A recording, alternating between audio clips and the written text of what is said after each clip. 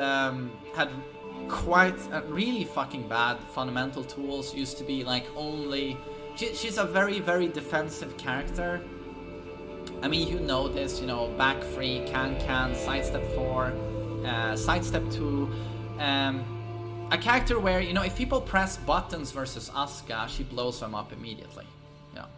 You just don't do that. So this is again a character like Josie where people have to play it, you know, patience is key. And Xiaoyu, you know, don't press any buttons. And Asuka has a much harder time.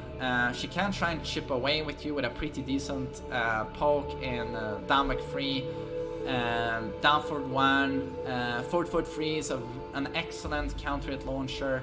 For season 3 she got a pretty good string right. It's down back to 1. Sorry, I don't know. It's pretty good, mostly for combos. But notable was forward 1 plus 2, which is a wall bounce, super fast long range power crush, which is obviously a really good punish tool. But yeah, safe on block. Good damage output, great rage drive, insane counter hit tools. Insane counter hit tools. But again, that again just goes into people pressing buttons. If people don't press buttons, you have safe mid launchers, you know, including 1 plus 2. You have decent throws. She misses a 1 break throw, I think. She has 2 break and 1 plus 2 break. Correct me if I'm wrong. But the hard low in down 1 plus 2, which knocks down, is launch punishable, has bad range. Yeah, I just feel like, oh, and her, you can really abuse the fact that she has the worst 10th range punish in the game. It's terrible. So, for example, Brian, you know, pretty good move is full crouch down for 4, Northern Cross, counter hit launcher, it's minus 10. Just spam away versus Asuka if she can't punish it, you know. She can do a jab basically. So that is a big weakness. But yeah, a character that is great defensively, but relies a little bit too much on people pressing buttons. Does have good tools now in down back 3 and some other, you know, poke tools. But overall, you know, the offense isn't that good. But you know, is she a strong character? Absolutely. Next character I'm gonna put here is let's see.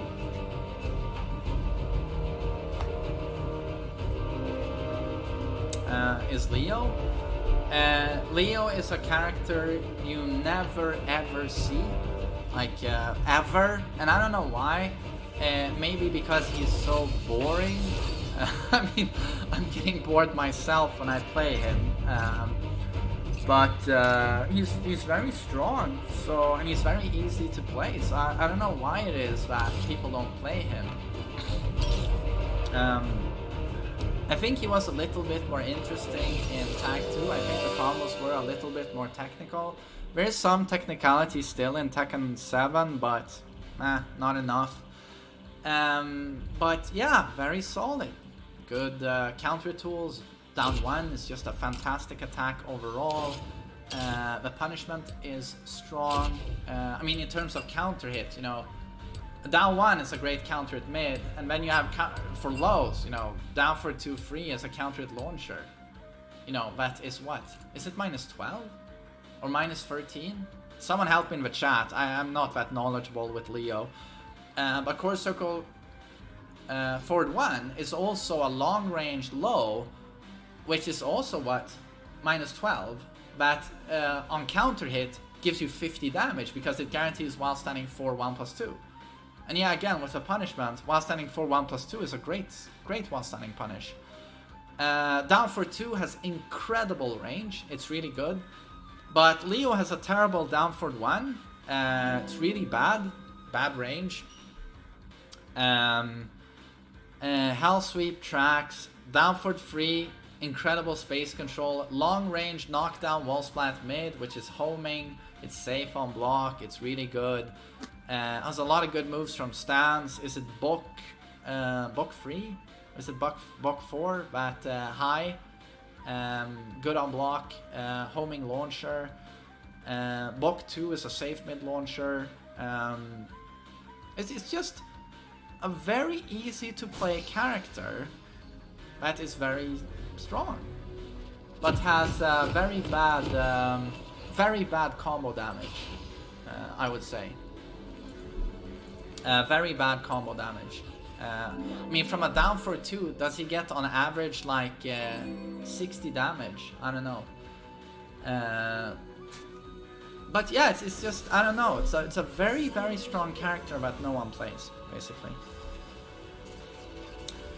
And the last, my voice is almost gone. But the last character I'm going to place in strong is Negan. And Negan is a character I almost want to place higher, but I mean, I guess this is also a character where you should start from the beginning.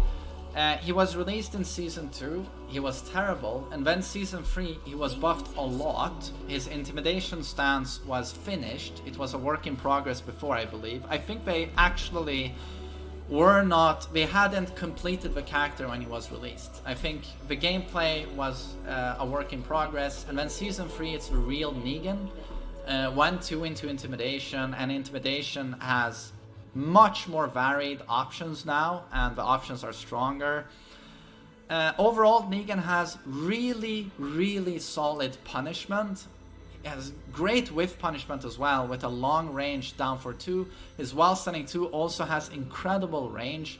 He has a launching power crush, which you also have to be very afraid of. And this goes in line with the character where he has a lot of moves that are gimmicky and kind of rule breaking. You know, like an unblockable throw. He has from Intimidation stance, he has a Backlash in 1+2, which is safe on block. Which is homing, you know, it's like Hwoarang's Backlash, only super fast.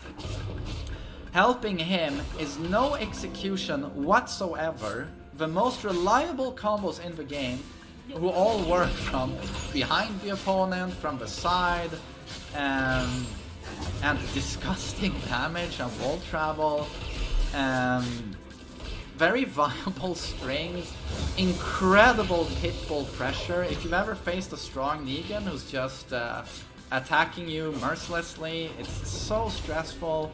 His 1+2 shove is very strong and counter hit, gives you intimidation 1+2. If they do the setups with that, where they trade a collision with you, they can launch you on counter hit. He has disgusting unblockable traps and setups for people who tech roll or skip the tech roll. Yeah, just fucking tricky, super stressful, super reliable, super easy, damaging, great punishment, great range. Has some pretty fucking good lows, but has some tracking issues to say the least. Some of the greatest moves, like back 1+2, which is a long-range knockdown, counter-hit launcher, hits grounded, +4 on block. But the problem is, he needs a few more frames to get that going. It's not like Kazuya's forward 4, which is, 20 frames. I think Negan's is like 22, 23. He needs a few more frames to get the bat swing going. Devastating counter hits in down 2 and the homing back 2. Upward 4, which has no tracking whatsoever, and he jumps in the animation, but it has no low crush at all. But I think he's a pretty fucking good tournament character. In no execution, high damage, super reliable, can stress the opponent with crazy pressure. Yeah, the punishment is excellent. And the punish he got for, I'm not gonna list all of the punishment tools, they are all so good. But for Season 3, he got while standing 1-2, which is a 12 frame, 32 damage, I think. 12 frame while standing punish. You can use this on any low. That goes into intimidation in, I think it's +7.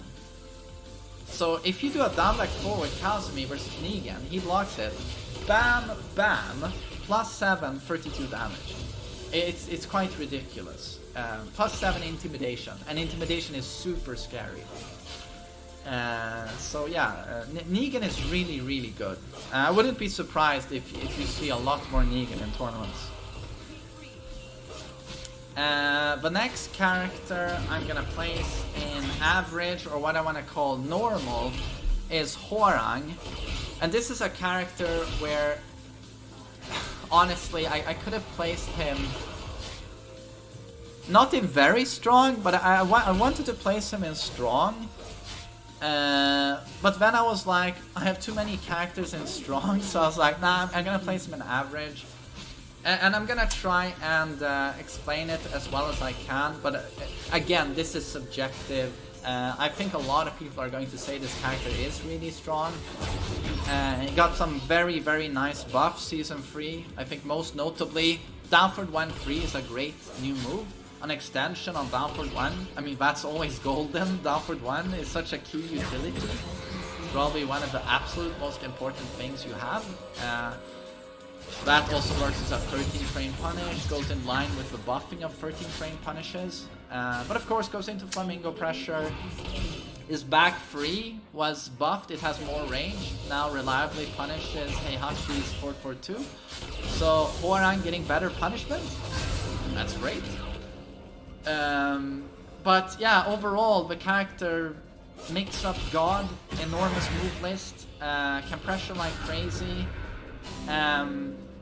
But what I always see as a big problem with Hwoarang is that, yes, we have a lot of amazing tools, but they are always there's a gatekeeper, you know, where you have to go into a stance to utilize them.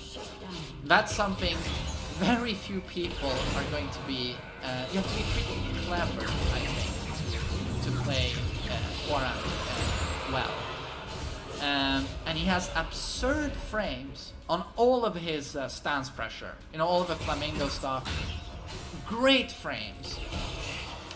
But it's like you're trying to mix up the opponent, but it's like you're mixing up yourself at the same time. Because let's just be honest, Hwoarang players, they throw stuff out and see what sticks in the Flamingo. And because there's no good option your opponent has. You can't simply, when you're taking the Flamingo on block, you can't just step to the right and avoid everything, because it's just a giant mix-up. So the Hwoarang player is kind of mixing up himself, you know. He's guessing a little bit. I'm gonna try this. But the problem is, whenever the opponent guesses correctly, you know, he ducks the high, or he blocks the low, Hwoarang is not in a good position. But as soon as, you know, you can really stress them with that Flamingo and they start pressing buttons, doing dumb shit, he's amazing. And when he does get the read, oh, amazing pressure, frames, damage. But it's also uncertain, in my opinion. Oh, I have to get into that stance. I have to get up close, you know, and get the momentum going with a poke or a down 3-4. Most of the good lows are -13. In a game where a lot of characters have pretty hard-hitting 13 frame punishes, you know, like a lot of characters have a hard-hitting 13 frame. But is he a great character? Absolutely, and I think if you are an amazing Hwoarang player, he's probably higher up on this list, but I simply can't put him there due to the problems he has and his design. But yes, again, if this was a tier list where the approach was beginner, intermediate, you know, this character would be here. So you might think I'm weird putting him in average, or you might even think I'm weird. I mean, even pro players, I think, are going to put him here. I think, because he just keeps getting buffed, and he is a high damage monster. He has a lot of amazing moves, mix-up God, the punishment is actually there now. But in my humble opinion, it is a little bit too execution heavy, it's a little bit too much locked away in stances, And I feel like you're mixing up yourself as well when you're trying to mix up the opponent with Hwoarang. You take risks. So, yeah, in my opinion, maybe super controversial. Next character is going to be Master Raven. And also maybe a character you'd want to put here or here. Again, a character I'm not super knowledgeable about, but what I know is super strong rebound, you know, with her core circle forward 4, that flip she does, where it's just impossible to whiff punish it. You know, she'll stand far away, you just throw that and you can't get in. Strong Magic 4, very strong mix-ups, you know, low launchers, you know, strong 50-50, what is it, the highest combo damage in the game, apart from like 2D, Leroy, maybe some other characters. She has enormous combo damage, especially at the wall. She has no 15 frame down for 2, that much I know. God, I'm not knowledgeable on Raven at all. See her so seldom. But what I do know is that it's just one of those characters where certainly when things go your way, a lot of damage, but as soon as the opponent gets the read on you, blocks that low, you know, ducks that high, kaboom! You explode. So there's a lot of risk involved, but she is tricky to play against. A lot of strong gimmicks, but I just feel like it's a character where if the opponent really knows the matchup, not as viable, I think, on professional level as the characters you see above. So that's going to be my few words on Master Raven. And now it's going to be a character that was very dear to my heart, Heihachi Mishima. Probably the most charismatic character. Love him. Unfortunately dead now, but we'll see. He might be anime dead, you know, where he comes back, you know, 2 minutes later. Devil Heihachi. But without doubt, the weakest Mishima. And might be a character that certain people would put higher, but that would be, you might be able to put him higher, but that level of execution we're talking to get this level of Heihachi is so absurdly high that it's completely unrealistic. And I would say that goes for all of these guys, you know, and Kazuya as well. It's just unrealistic the amount of execution you need to play him 100%. But it's much more so for Heihachi because, you know, standing punishment, you have to do the electric, and then crouching punishment, the while standing. Crouch cancel electric is not easy. He has now in Season 3 a while standing launcher in while standing 3 1+2, but that is 18 frames, so it's too slow. So it's reserved for on lows that stagger on block. And even if you get that, the follow-up Hell Sweep CD4-4 is hard to do. It's not frame perfect, but it's pretty fucking close on a CD input. So it is tricky. When you see the strong Heihachi players, they still do crouch cancel electric because that is faster and it does way more damage. And again, in terms of execution, all his high damage combos revolve around double electrics into 4-2-3. You sacrifice too much damage doing anything other than that. But of course, the major problems of Heihachi is that I think if we talk, you know, beginner intermediate, he's the best Mishima.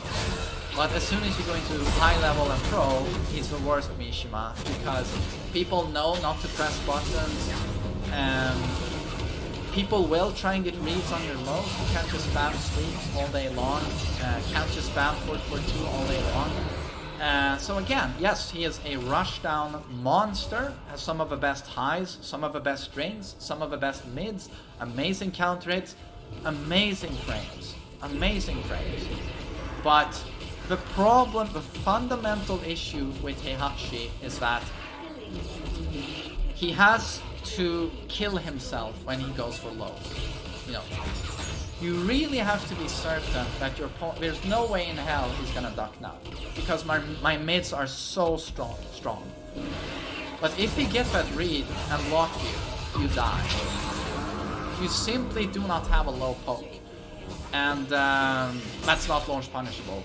You have down back 3, which is something, but it does like 7 damage and is minus 13. It's something, but it's not a lot. It's not a Devil Jin low, it's not a Kazuya low. So that will always be Heihachi's problem, and again, that's what makes him so beautiful, even if he's so wrinkled, sets him so much apart from other characters and Devil Jin. Super interesting character, but yeah, in tournament play, if you are JDCR and you can crouch castle electrics perfectly, you have the best electric in the world, you have godlike reads on when your opponent will duck and not duck, can make it viable, but why in the hell would you play him over other characters? You do that only when you are, what I really like, a passionate character loyalist. You know, it's obvious. JDCR loves Heihachi, loves Armor King. You know, that's the type of player with godlike fundamentals and execution who can bring those characters to do something. But everyone else are going to avoid those characters because in tournament play, holy fuck, are there characters where it's just so much easier. Yeah, JDCR unfortunately a Leroy player now, but yeah, Heihachi is very flawed, but his strengths are great, but he's very flawed. Holy hell, this is a long recording, 1 hour and 14 minutes.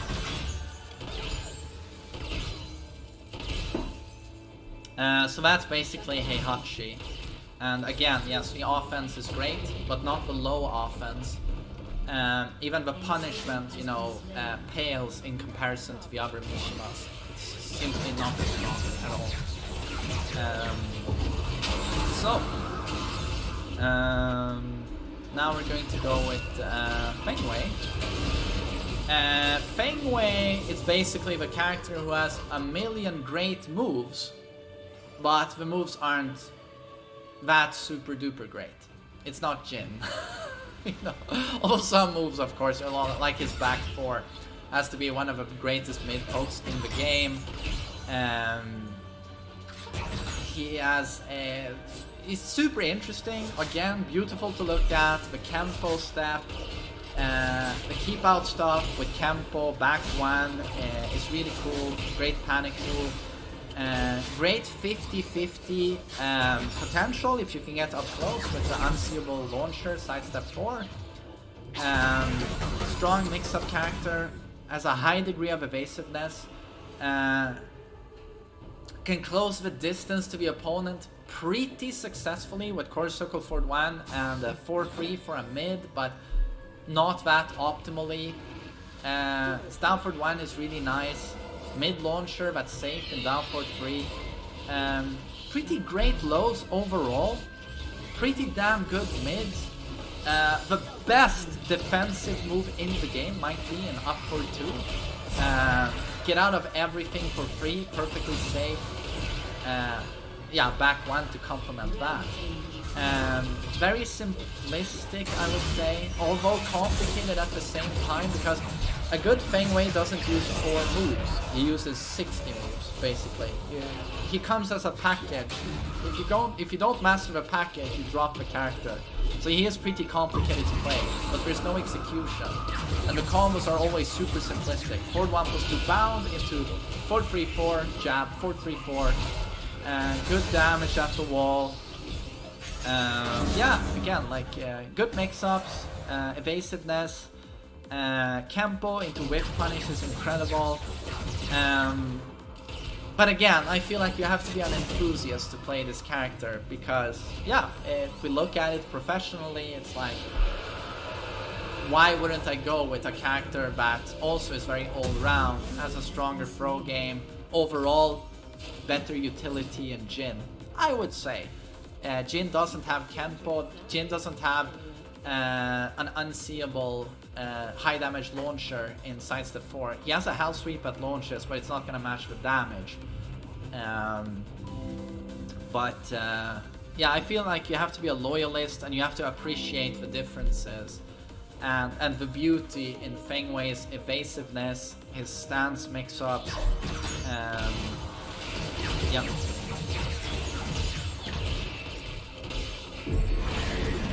I think he's too complicated, I guess, for most people. Next character is Claudio, and this is again a character I thought when Season 3 dropped that I was going to want to put here. Maybe other people will do that, but in my opinion, again, there are a lot of things that work really well, and this is a character that can be played compared to Feng Wei with just a few attacks, because we are so strong. You can literally do hop kick, sidestep 4, back 1, back 3, free, and you get a lot of mileage out of that. Very interesting with Starburst. Yeah, again, underappreciated. It's like a lot of people don't realize that he has a really cool gimmick with Starburst. Really sets him apart. You know, a lot of amazing moves locked away. You know, a blue spark hand he has to can achieve at any time with a certain move connection. It's very interesting. Decent damage, especially against the wall. Did get some. Before I get into the Season 3 stuff, he's much stronger in Season 3. But again, feels like a character where it's the same problem as Kazuya and a few other characters, where you need a couple of more frames compared to a lot of other characters to get the really crazy moves. You know, like back 1, sidestep 4, his down forward 1 is 15 frames. He does have a 13 frame back 3, but it's the same problem as Brian, where it does come out at 13 frames, but it's not -1. You know, what is it? Is it also -6? I don't have this frame data in my head. Is it like Brian's -6, or is it like -4, -5? But again, it's no substitute for the generic down forward 1. Although the follow-up he got in Season 3 is very strong. Back 3, free. Delayable, I think it's only -12 on block.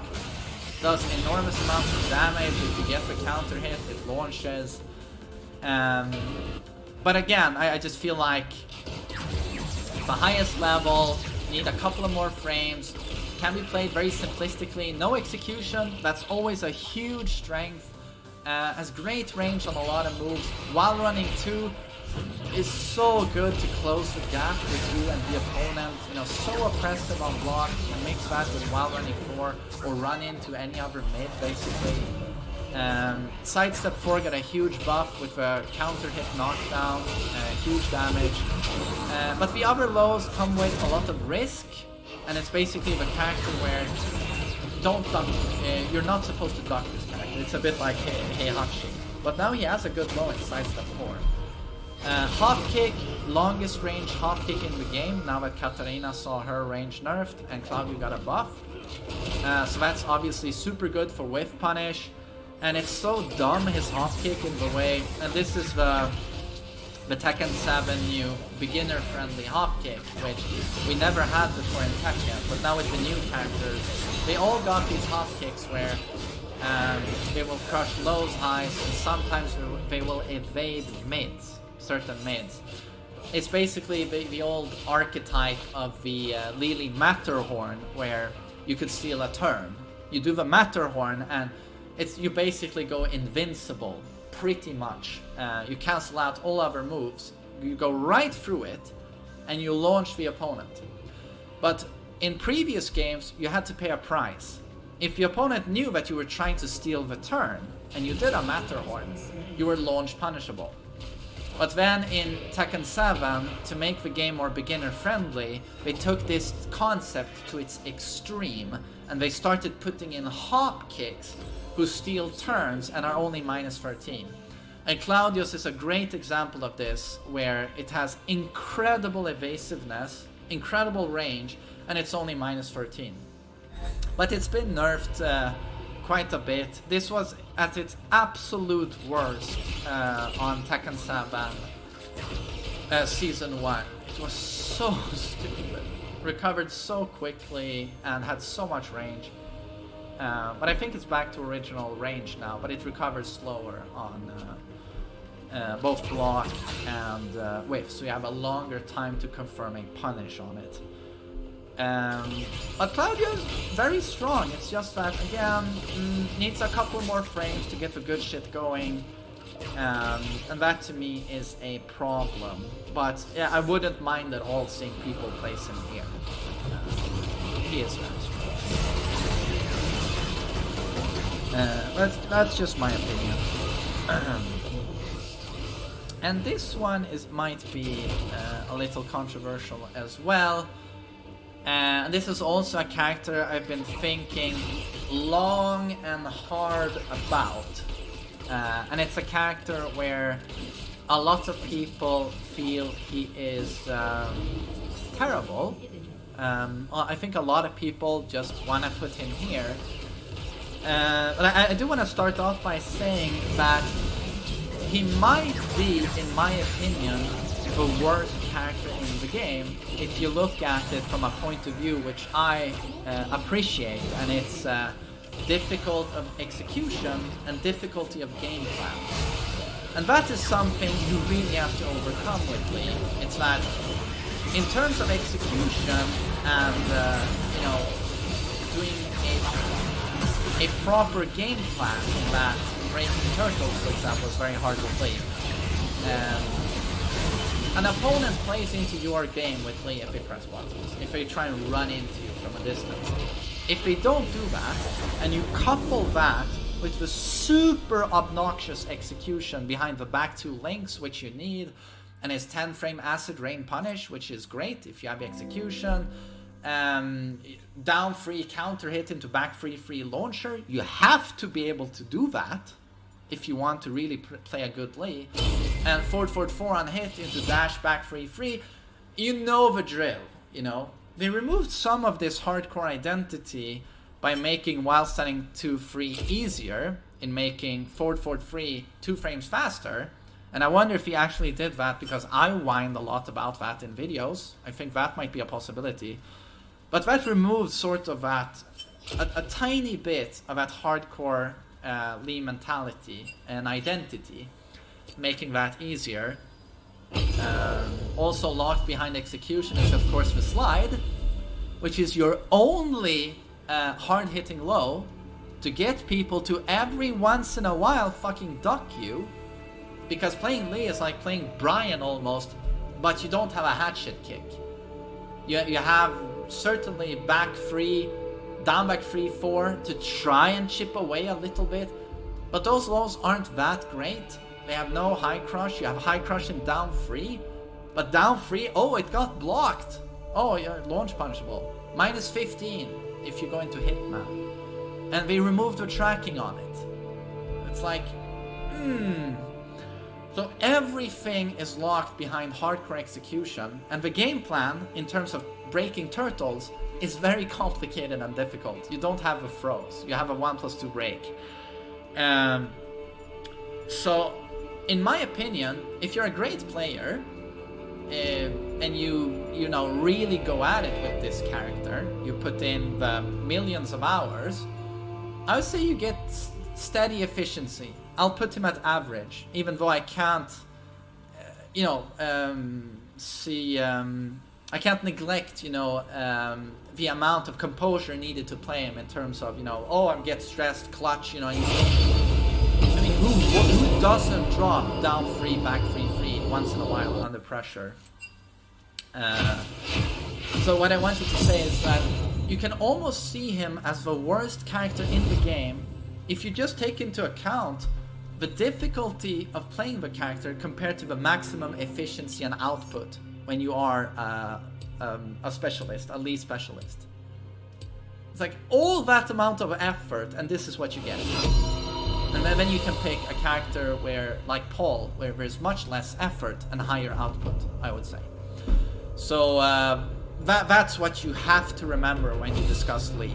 But is it beautiful to watch Lee players who know what they're doing? Absolutely. Are his kicks and animations inspiration for what I want to do when I was 15 years old and I wanted to do backflips and kicks in my backyard? Yeah, he's awesome.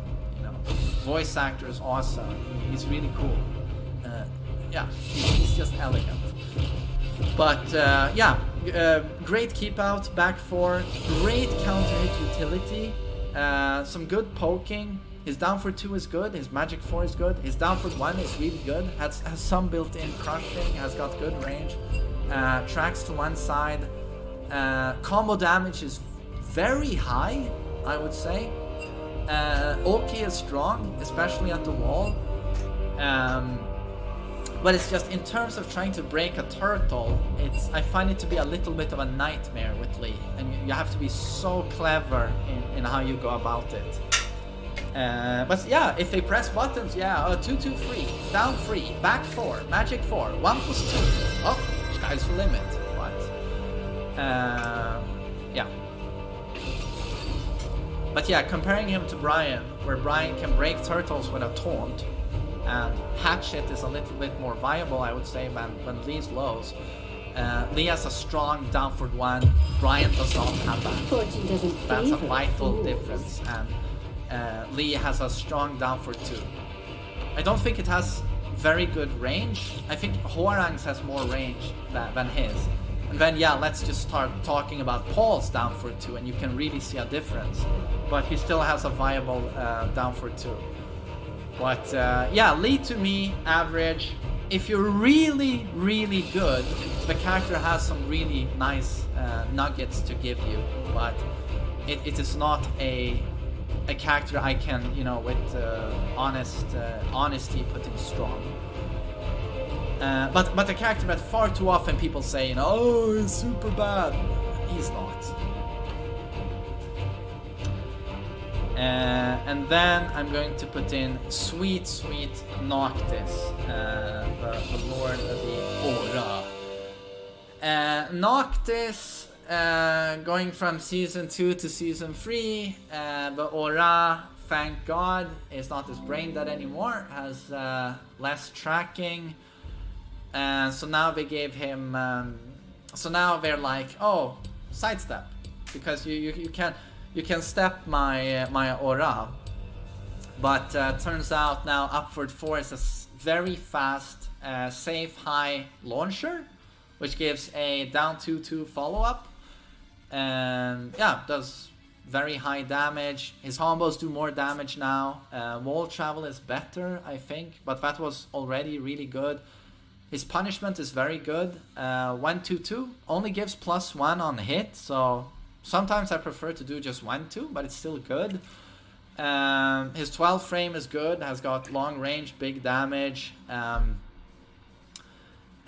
for 2 is arguably the best 15 frame Punisher in the game. It has almost unlimited range. While stunning punishment is pretty decent. With punish, best in the game. Down for 2, pretty much, to be honest. While running 1+2 has shadow tracking. Just tracks like a motherfucker, even though it's a vertical jumping swing.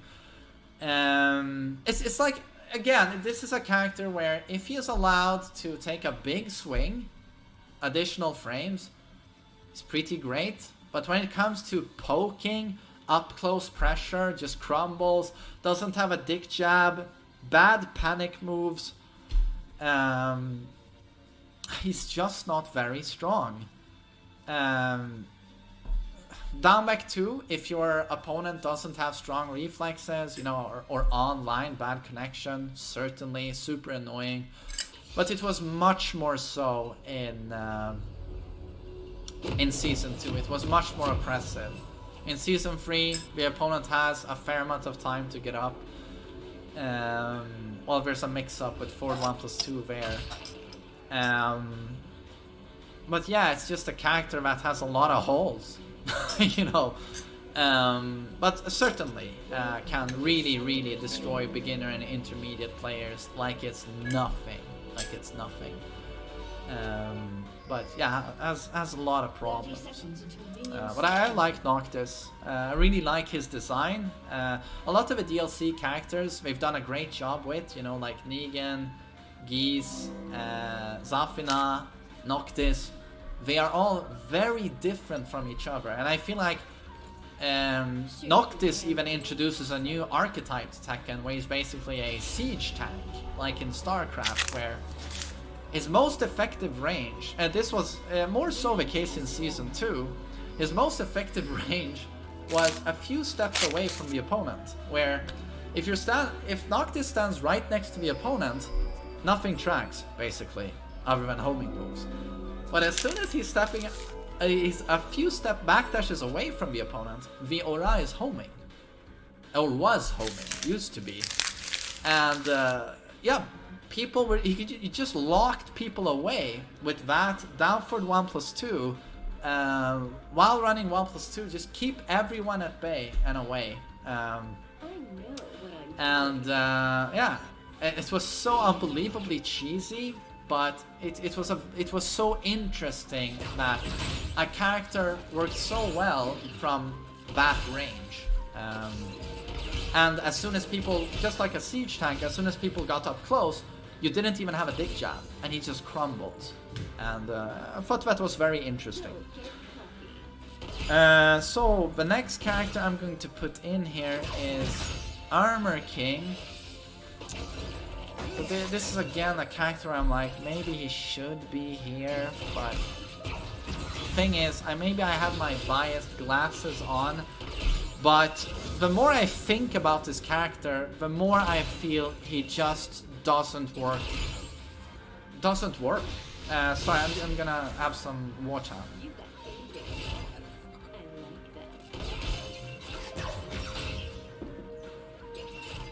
And this is incredibly interesting to just give some context on his release and I'm going to give some context on his release, and then I'm going to give you some context on Tag 2, because it's very interesting in looking at what Armor King used to be and what we thought he was on the release for Tekken 7. When he was released, people thought he was like, day one it was like he's overpowered, his rage drive gives a guaranteed throw. Oh, I'm jizzing. You know, Armor King players were fucking, you know, dehydrated for 3 days, just splooging everywhere. Crusty sperm, you know, covered their walls. They lost a lot of weight, which was a good thing. And he had, of course, his ever as strong throw game, and suddenly they gave him incredible damage. Turns out, he hits a dark upper and he gets 80 damage. Yes, that's his staple combo.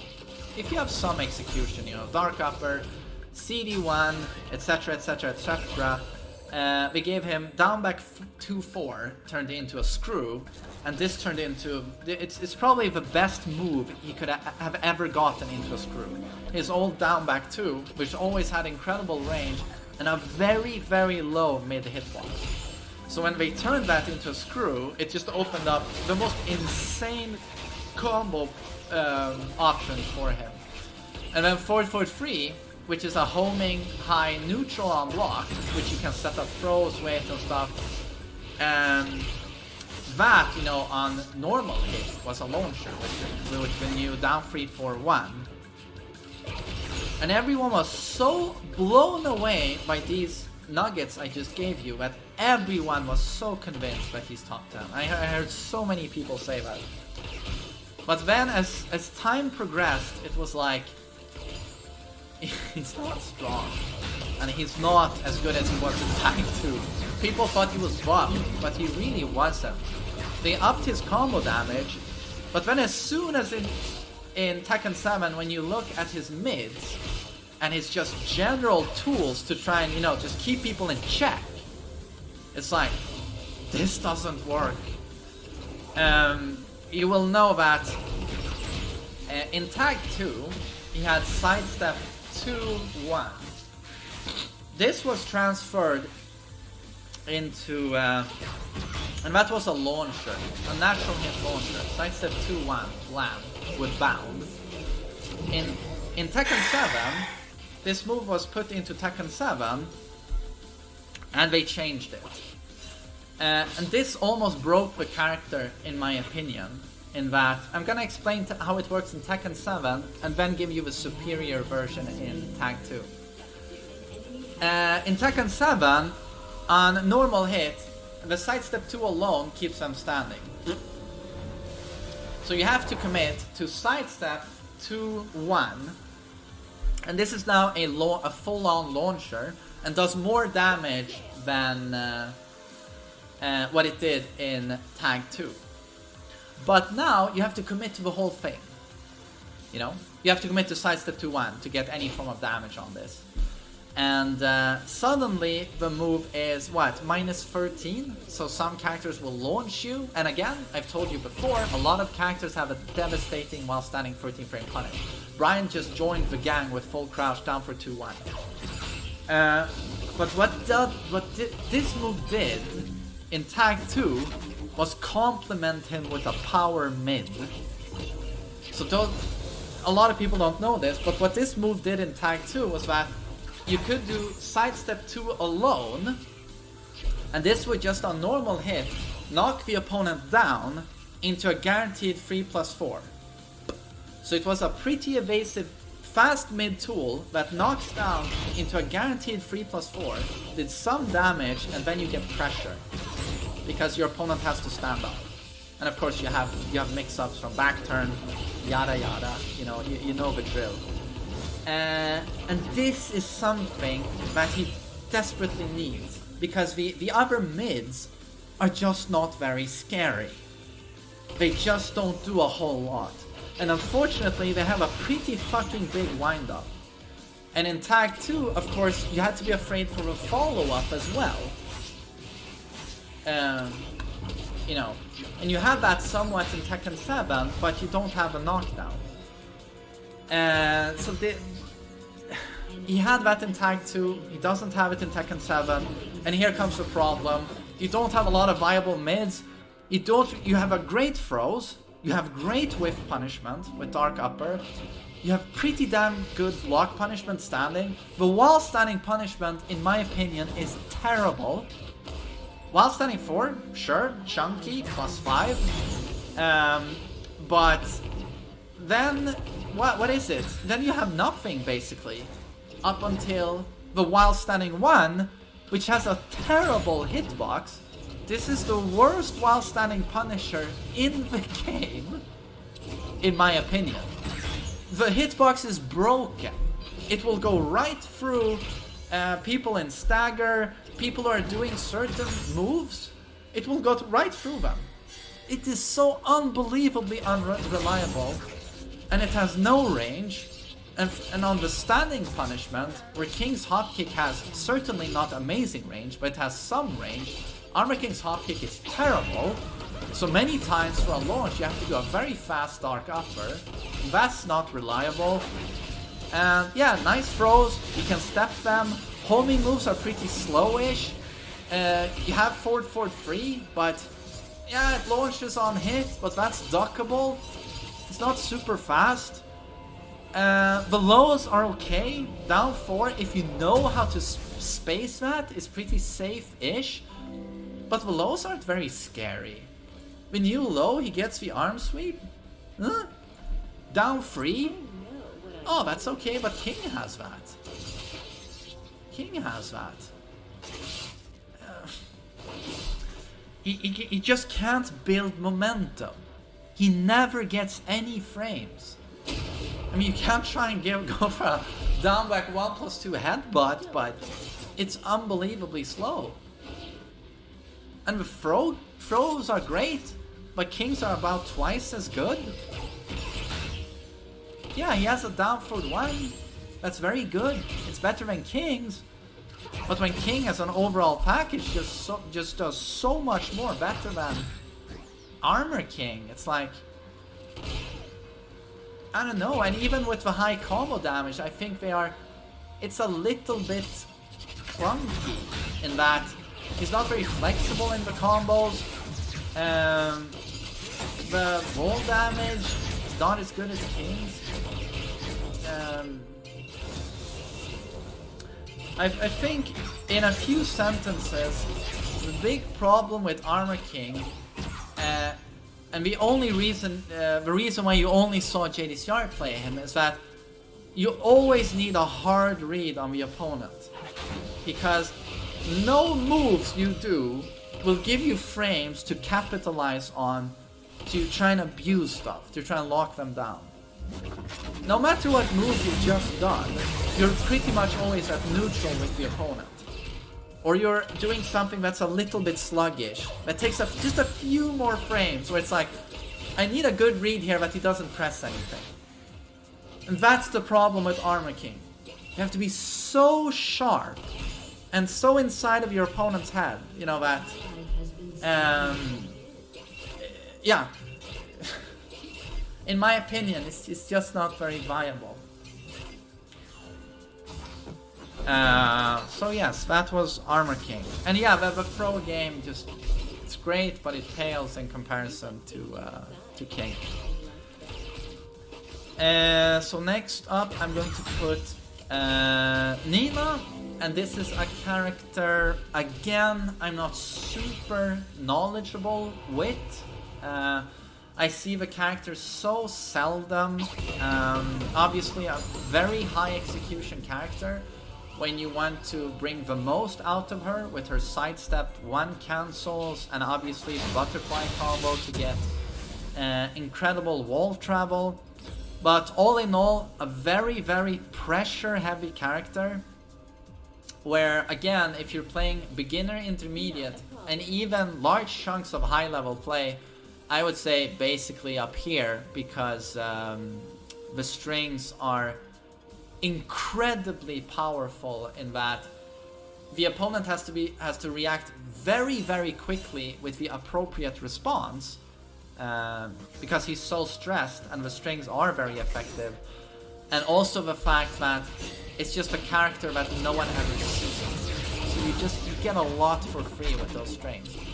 But as I've always said, as soon as you go into the later stages of high level play and pro play, all of those strings crumble to the ground, because they will know that with most of Nina's strings, it basically follows the archetype of high, low, or mid-low, high-low,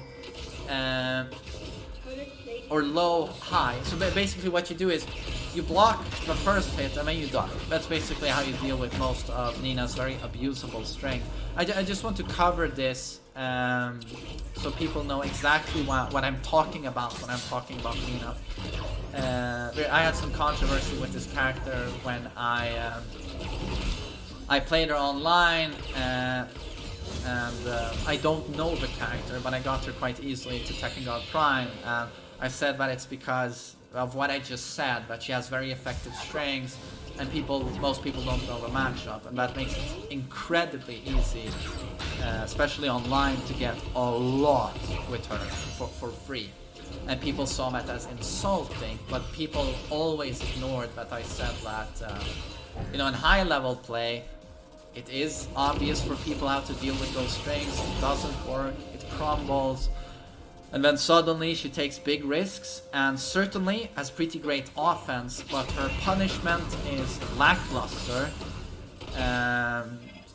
Bad range on both down for 2 and while standing 2, right? The punishment just isn't there, and yeah, just takes a lot of risks, I would say overall, and is too execution heavy, I would say, at pro level. Yes, I don't think I'm gonna say too much more about Nina. Again, a character I just don't know a lot about. Next up, we're gonna go with Katarina, who is the easiest character in the game, I would say. That is her purpose. It's so that I mean, I don't know. I don't want to sound condescending, but if it's one character in Tekken where it's like you want beginners to feel good about themselves, you know, I wanna get I like winning. I wanna get a lot of wins with maybe not a lot of effort. I think that Katarina is the character that fits the build the most. When in terms of execution, I think it's on minus in terms of execution. It's like anyone can do this. It's actually quite viable to just press one button repeatedly, especially in combos. Very simplistic game plan, which is needed for, and this comes into the designing an easy character. One of the hardest aspects of Tekken is the movement. And the way they design easy characters in Tekken 7, especially the easiest characters, Noctis and Katarina, is that we don't want the player to have to space their moves too much.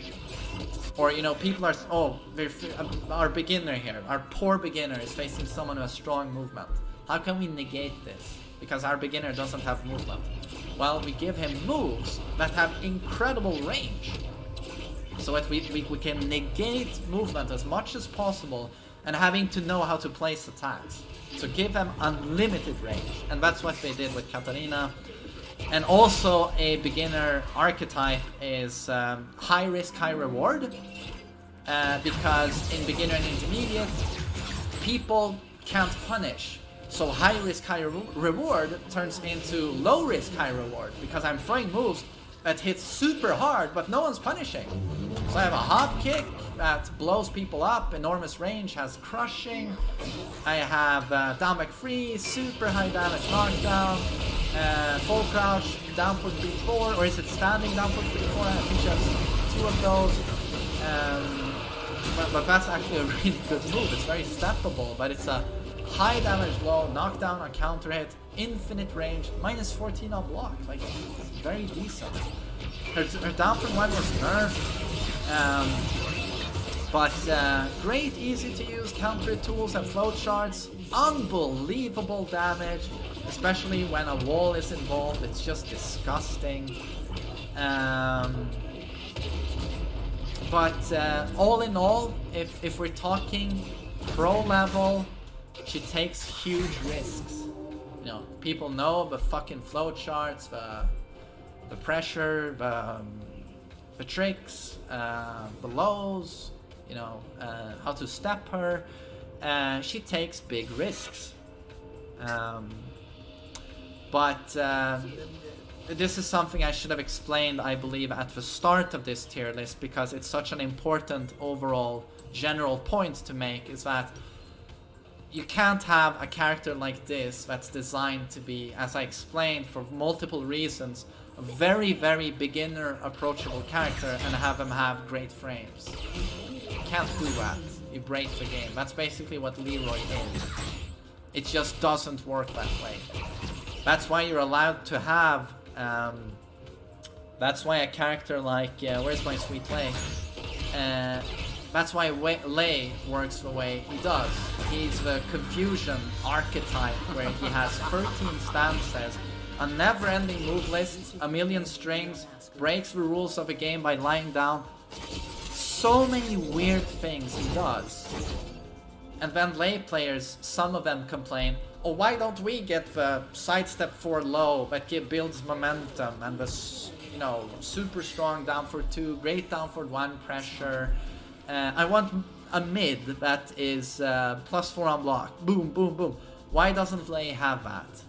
Why? It's because he's the confusion type. You know, that's the trade-off you do, where, you know, Kazumi, low on confusion and tricks, but has great frames and great tools. You know, that's what sets these characters apart. So that's why in beginner and intermediate, and sometimes a little bit in high level, this tier list is completely inverted. if you're a yellow rank player, there's no way in fucking hell Kazuya is here. She's basically, it's a, here. The play is up here. The way these characters really shine, the guy, sorry, where was Kazuya? I think it was here. The way those characters really shine is when people have put out years and years into the game. Learning matchups, you know, sometimes execution, learning to backdash properly. And the only reason a character like Lei drops tier-wise is because we're looking at professional play and people know the fucking matchup inside out. But for 99.9% of players, this tier list, it's just not accurate. So that is very, very important to know. But yes, I place Katarina there because, as cheesy as it is, takes big risks, and in high level play, you're gonna get exposed.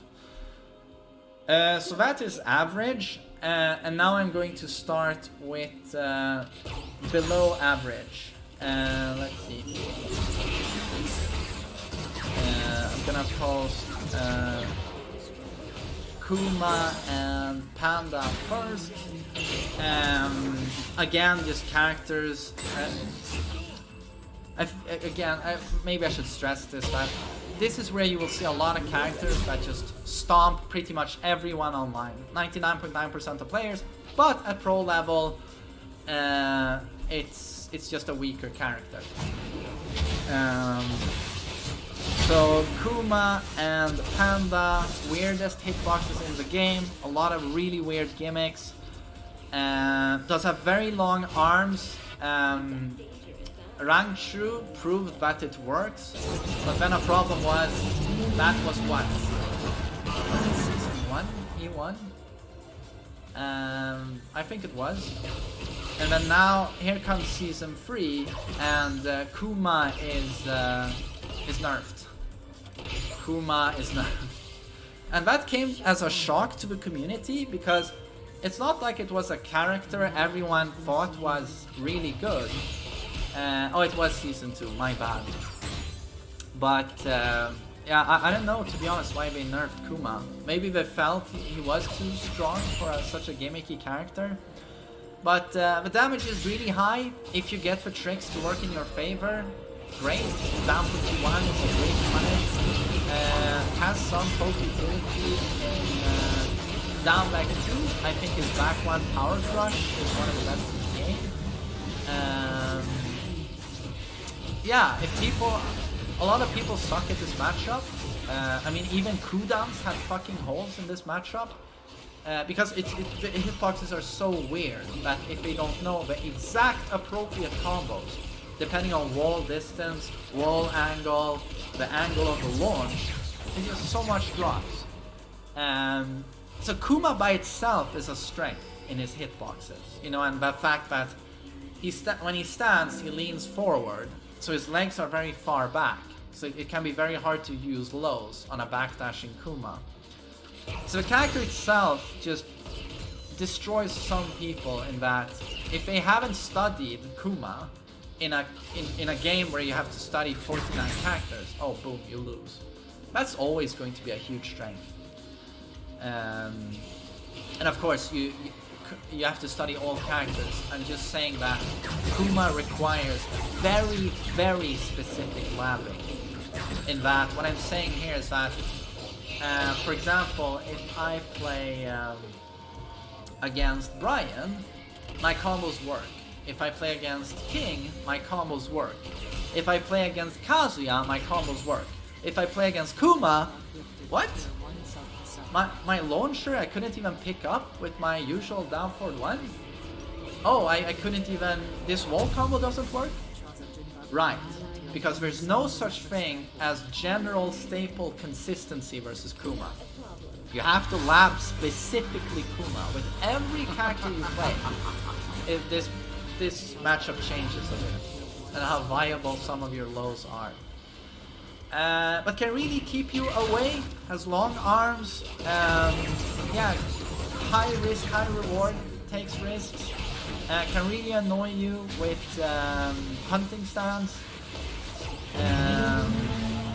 Yeah, but all in all, yeah, a character I guess I wish I knew more about. I actually wanted to take more time before I made a season 3 tier list, but the problem is, you know, season 4 might be upon us soon. Yeah, we're 4 months plus into season 3, so I'm like, I'm gonna do one now. And with so many characters, it's like, when can you devote time to a character you never ever see? And the next character is going to be Lily. A character that should not be underestimated. A lot of people say she's shit, she's broken due to broken hitboxes. A lot of people talk about her down forward 1 being busted and other moves. But then you have 37-year-old Gura, who just won the, correct me if I'm wrong, OGN tournament in Korea with her, played unbelievably well. And it's a character I think a lot of people... I've heard Looney Lily, who's a great content creator and Lily player, great person, check her out, plays Lily. And I always felt she underestimated the character a bit. Like, the downward 3 is a really good mix. And I don't find the downward 1 to be terrible. Down 3 is a good low poke. Downward 3-4 is a super long range mid launcher. Yeah, I just find that a quarter circle 3+4 is super good. Very oppressive frame, homing move.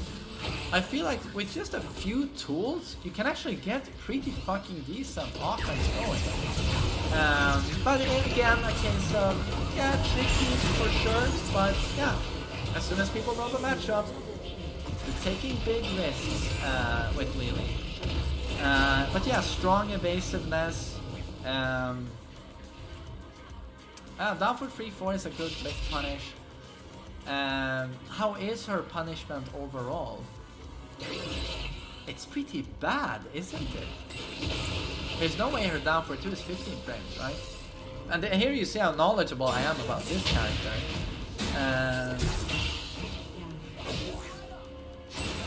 People are helping me here. Yeah, 4-2-3 is really good. Yeah, down for 2 is 16, and that's always a problem.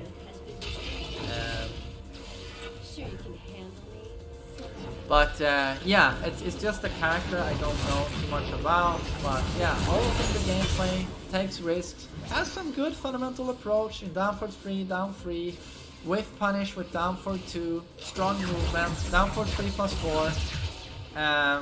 But yeah, just risky. I mean, down 3 is a good low, but anytime you want a chunky low that does damage, you're taking a risk.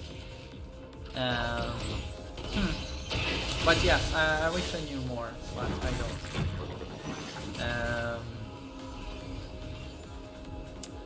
So the next character I'm gonna place on this list is Miguel.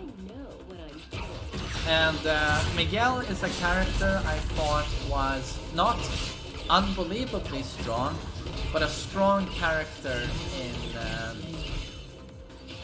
in Season 2. In Season 2, I think he was around here, only because almost of Magic 4, Savage Stance, down back 3, and Savage Stance down for 2. Those moves were god moves in Season 2. Wow, how good they were. But so, then comes Season 3, and suddenly he has no pushback on his Power Crush. His Magic 4 has got much less range, also nerfing some of his combo damage due to that. His down for 2 from Savage goes from godlike pushback to no pushback, so most of the cast I get launched at now. And his Savage down back 3 no longer forces crowd, meaning that people have access to their entire move list now, and movement when taking that. So they can sidestep. And suddenly it's like completely changes his pressure from Savage. And it is also fair point is that he does have a safe mid now in Savage 2, which does a huge chunk of damage. That's nice. But it is no myth. The T-Rex arms, the legendary T-Rex arms, or, you know, he has a lot of range problems with his arms. Down for 1, 2, 1. Insert almost any attack with the arms here.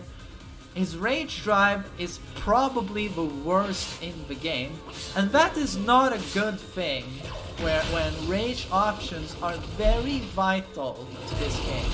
In terms of comeback and just changing the tide, turn the tides in a match, you know.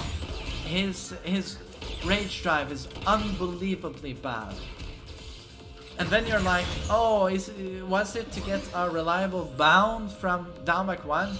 Well, it still doesn't give him any fucking damage from that. And down back 1 is still super risky.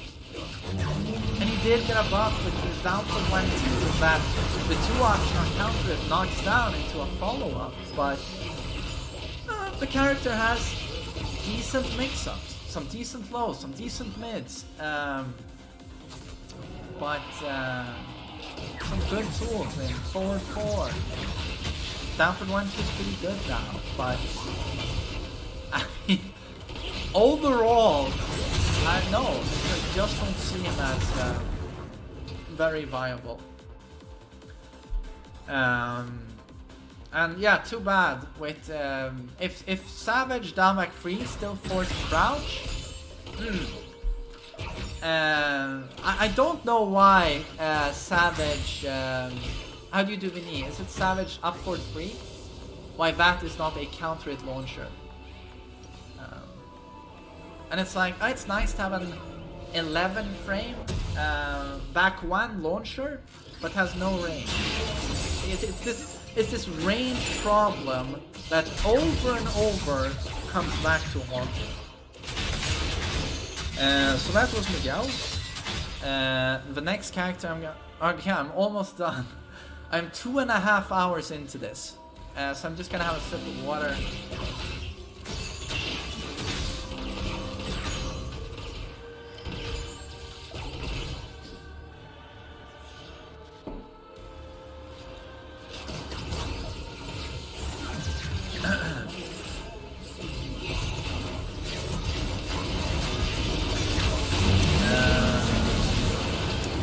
Now I'm going into Lucky Chloe.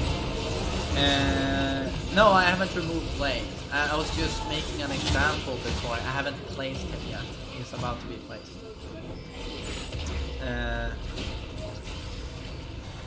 Lucky Chloe. LA is interesting. I'm looking forward to talking about him. He will be after Lucky Chloe. Lucky Chloe, again a character I have so little data on and information as you never ever see this character. But that's a huge strength for characters like Lucky Chloe and Lei, that it's pretty complicated to learn how to deal with them, like Kuma. So when you never ever see them, well, Kuma you see quite a bit, but Lucky Chloe, it's like, I know one guy in Europe who uses her, Nurmi in Finland. That's the only Lucky Chloe I've seen. And I saw him like a month ago, and prior to that, I think it was like 12 months. To see me, if you go through my stream archives to find the Chloe before that. I never ever see Chloe. And that obviously is a great help to Chloe because she has so many tricky things like her Kali roll, rolling on the ground, super obnoxious power crush, breakdancing on the ground where you're like, how do I fucking block this? A throw where she goes behind you and launches you. A hop kick that crushes everything, that is launch punchable but no one knows about it because no one ever sees her. No one ever has muscle memory to launch that. I mean, Gimmick City. But if people know the matchup, of course, it's hard for Chloe. She seems, from me playing her like twice, I felt like she has range problems deluxe. I feel like she has to get so close to get anything going, and I feel like the pokes aren't that good. Certainly, when you get a launch, it really fucking hurts. If you get a counter it back 4 or sidestep 4, great tools by the way. Calyroll is a good tool, but if you're not getting those counter hits or those launches with the gimmick flicks, whatever, I struggle with the character. Bad range, and yeah, I have to get up close to not get very much with the pokes. So I just feel like not very viable at all to me, design-wise, it seems, for professional play. So now we're getting into Lei. Lei is a character where I, to be honest, believe that he is pretty fucking good. And I'm pretty tempted right now to put him here.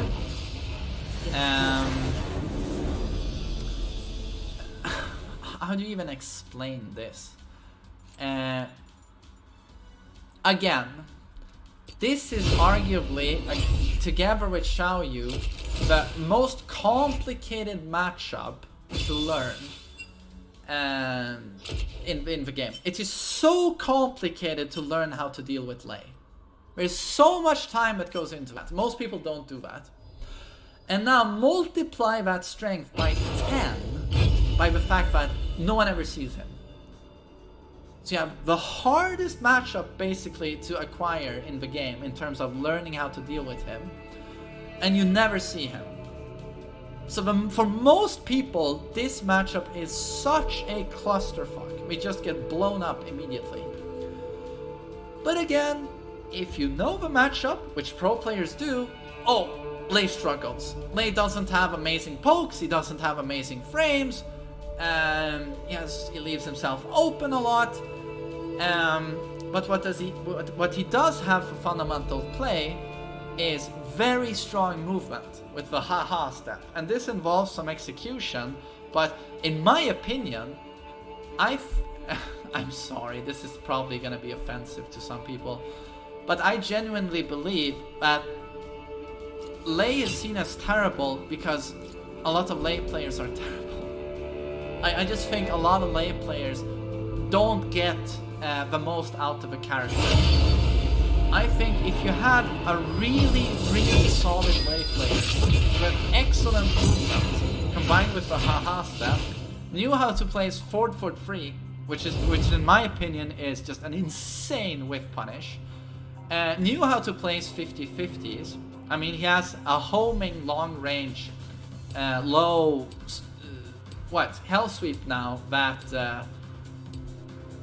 fucking launches now, does a lot of damage. I mean, that alone is great utility. Completely unseeable homing. And that's why he doesn't have the most godlike mids. He has forward foot to mix that up with to get a proper launch. But Razor Rush is incredibly good. I think to be honest, if you're creative enough with his tools, I just feel Lei has a lot of dormant potential that I think is not utilized. And also the vast array of moves from his stances that are pretty fucking good. Really strong 50-50s. You know, unseeable low launchers where if you have the execution you can dash in.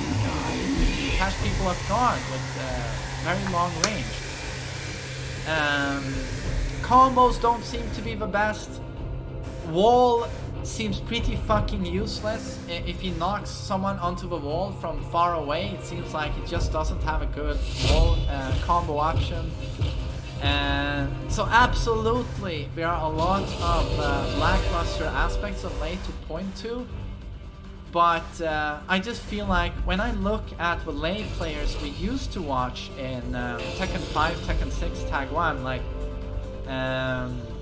Tetsuo Ranka, I think his name is. But now we're talking like legendary Grandmaster Lei players of the likes you've never seen before. They're just gods at haha step. Forward foot free, placing down for twos. His down for two is pretty good, decent range. and magic 4 into fort for 2 to combo optimally.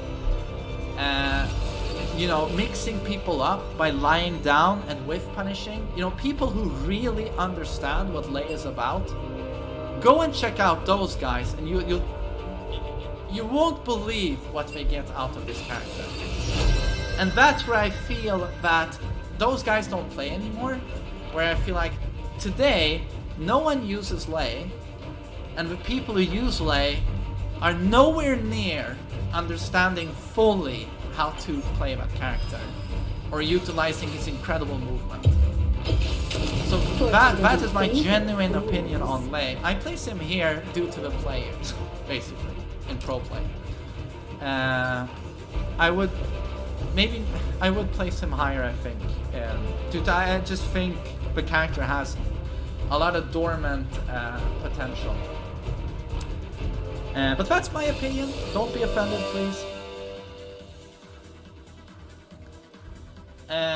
And then I'm going to put Yoshi. And this is a character who is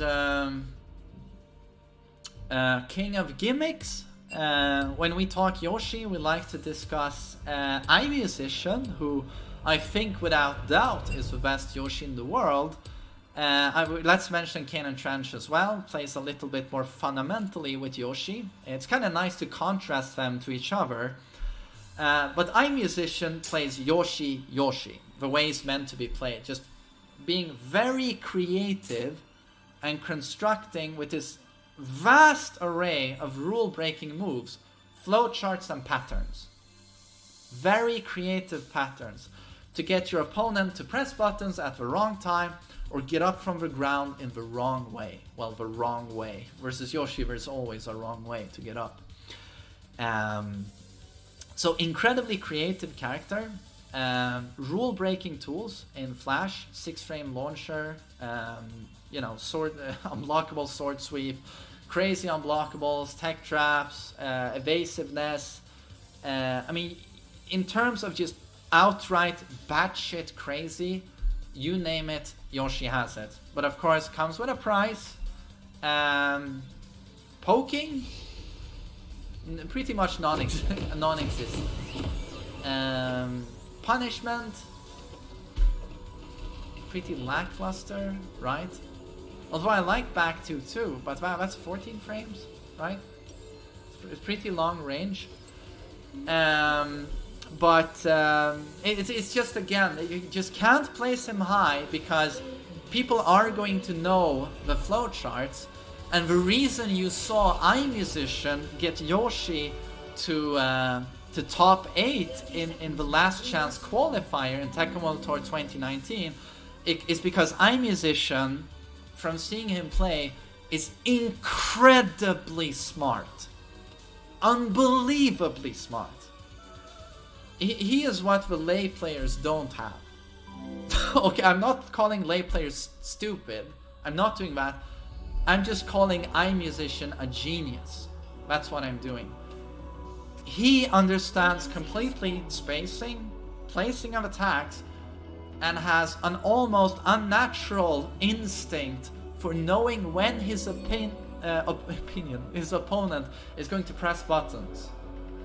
Be it in the neutral, just standing still, flash, catching his opponent, or just flowcharts where he goes bum bum flash, and he knows his opponent will press, depending on who his opponent is and the playstyle they use.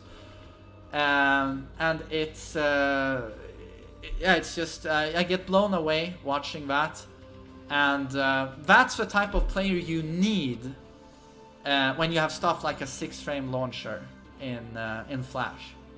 That is, if baited, it's a huge risk, but if you use it properly, it's completely broken and overpowered. It's just that you need a godlike, you know, instinct for getting solid reads on your opponent and understanding their timing. Beat. He likes to press Flash.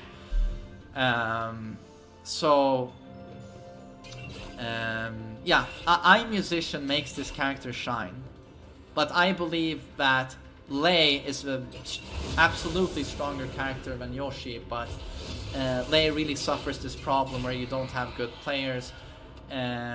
Yoshi on paper just isn't strong, but a godlike player like iMusician can get great shit done, but he's a genius. And most people, it's nowhere near that. Nowhere near that.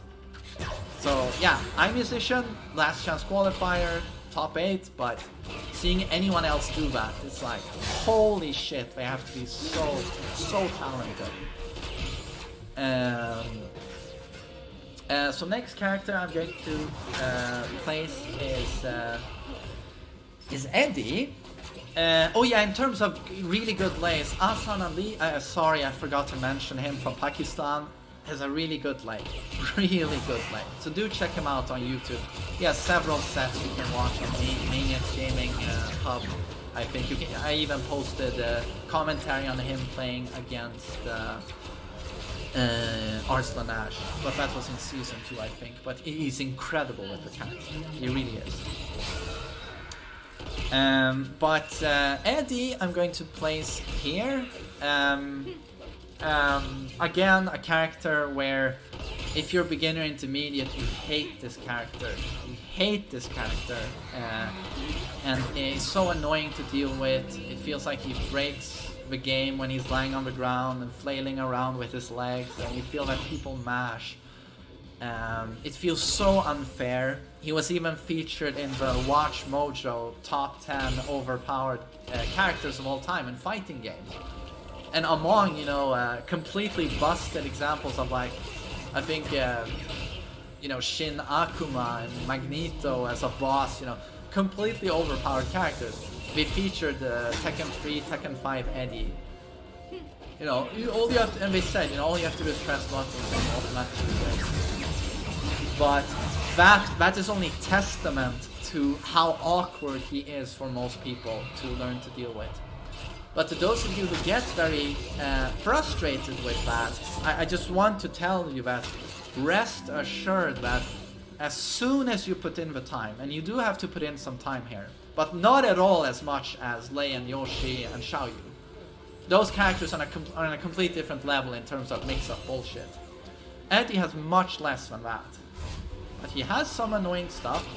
But if you just learn those few things and those few approaches to the character, boy oh boy, it completely flips. And the Eddie, you know, has to, you know, get sweaty and really do smart things, you know, to get some stuff down. And he's gonna take risks.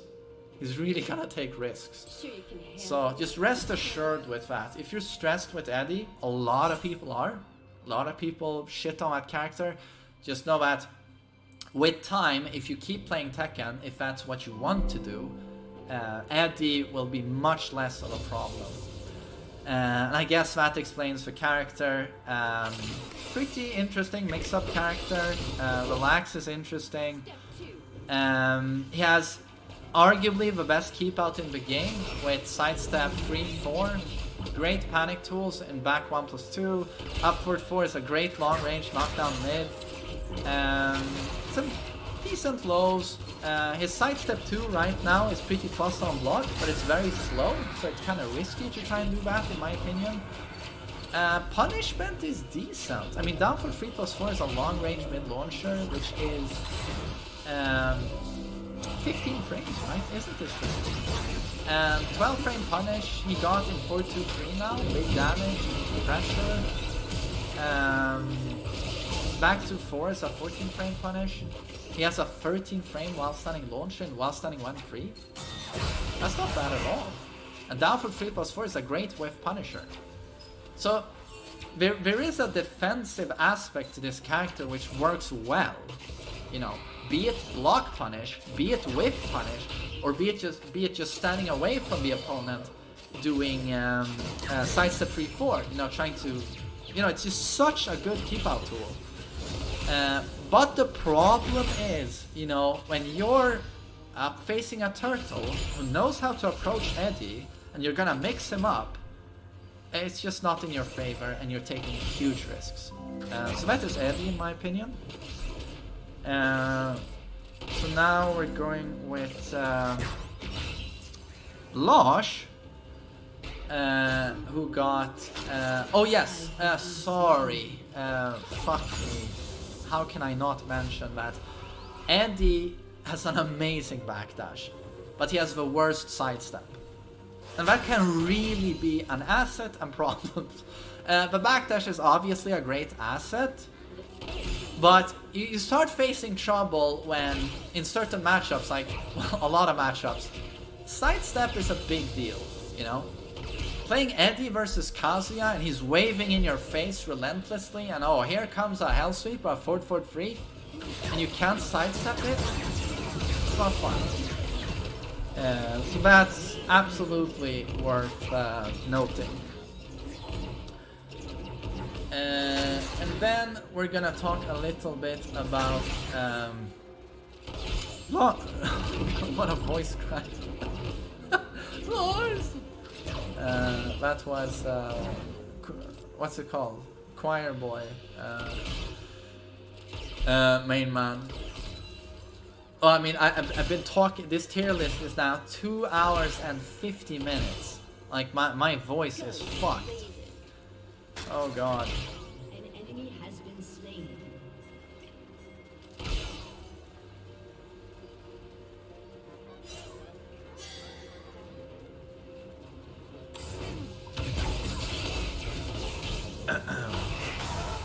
So, Lars was a character where, on release, when I saw his patch notes, he was one of the characters that were changed the most, going from Season 2 to Season 3. And I think this was because Lars has a very strong lobby. They have a lot of lobbyists, strong lobby groups. Buff Lars, strong movements on Twitter to get him buffed. And there's a lot of emotion here because a lot of tier whores played him in Tag 2 and Tekken 6, and then he was nerfed going into Tekken 7, and rightfully nerfed, mind you, and everyone dropped him. But those who really liked Lars were emotionally very hurt that he was nerfed so much. Most notably the removal of the down for 2, which was, you know, his best move basically. They removed so much of his crushing and evasiveness as well. But yeah, they cut off his legs basically going into Tekken 7. And then they've been very careful with buffing him, even those strong lobby groups. And this is because they don't want him to be what he was in Tekken 6 and Tag 2, because he pretty much destroyed 2 games. He was super strong and super easy. It's basically like Leroy, but not as bad as Leroy, but, you know, still bad. I mean, in Tag 2, everyone had a main and a Lars. People didn't play Kazuya and Heihachi. People played Kazuya and Lars. Or Bob and Lars. Or Brian and Lars. There was always a Lars, you know. So they've been very careful with buffing him because they don't want him to go back to what he was. But then Season 2 to Season 3 were like, alright, we're not gonna give him the absolute minimum. Now they actually gave him some proper buffs. What is it? Is it Silent Entry? Down for 1. Neutral on block now. Really good. Can set up his new 10 frame counter string, you know, 1-1-1, which wall splats, good damage. That 1-1-1 alone is a pretty fucking decent buff. He got a Power Crush, which was -10 on Season 3's release, but now they made it safe at -9. Oh, a backlash. He has a backlash. Very nice. They gave him more counter hit launching tools, like back to 1. Fuck, I had all of the... They improved some of his frames as well. His 13 frame, while standing 2-1, has better frames. Did they buff the frames on his 2-1? Oh, 2-1-3, sorry, is also a counter hit launcher now, the last hit, which is delayable a bit, right? I mean, those alone are pretty... Oh right, fuck. His, also very important. His ult down for 2 is back, but it's locked behind a full crouch. It's locked behind a crouch. You can only do it from full crouch. So that obviously is not the same thing, but it's still pretty nice to have that. And a low risk mix-up option with his full crouch down for 1+2, basically. So he got a lot of nice stuff, and so now you're probably thinking like, okay, so why is he at the bottom? Well, it's because, again, this character, 99.9% of all of you out there play Lars. You won't have any trouble. You'll you'll spank people. You will mix people up with his super mix-up heavy playstyle. You know, movement built into the attacks. High risk, high reward, people won't step you, but as soon as you go into pro play, people know, oh, it's Lars, I'm gonna sidestep towards the right no matter what you do. Oh, looks like I sidestepped 95% of your move list and you died. You got launch punished. Oh, you have down for 2-1, I'm gonna duck the second hit. Oh, you died. Oh, did you do a low? Oh, you got launched. You know, it's basically a Hachi with the lows, you know, to get anything going. Other than going in, full crouch, down for 1+2, to get some damage and +1. It's and poking, nothing special. A lot of his evasiveness has been removed. But again, just so steppable. The homing moves aren't that scary. Back 1+2. Just not that scary. Oh, he gets +3 now on his Hell Sweep. That's a nice buff. Used to be neutral, so that's nice. But it's so risky. But it is worth noting that Lars has excellent punishment. It's really good.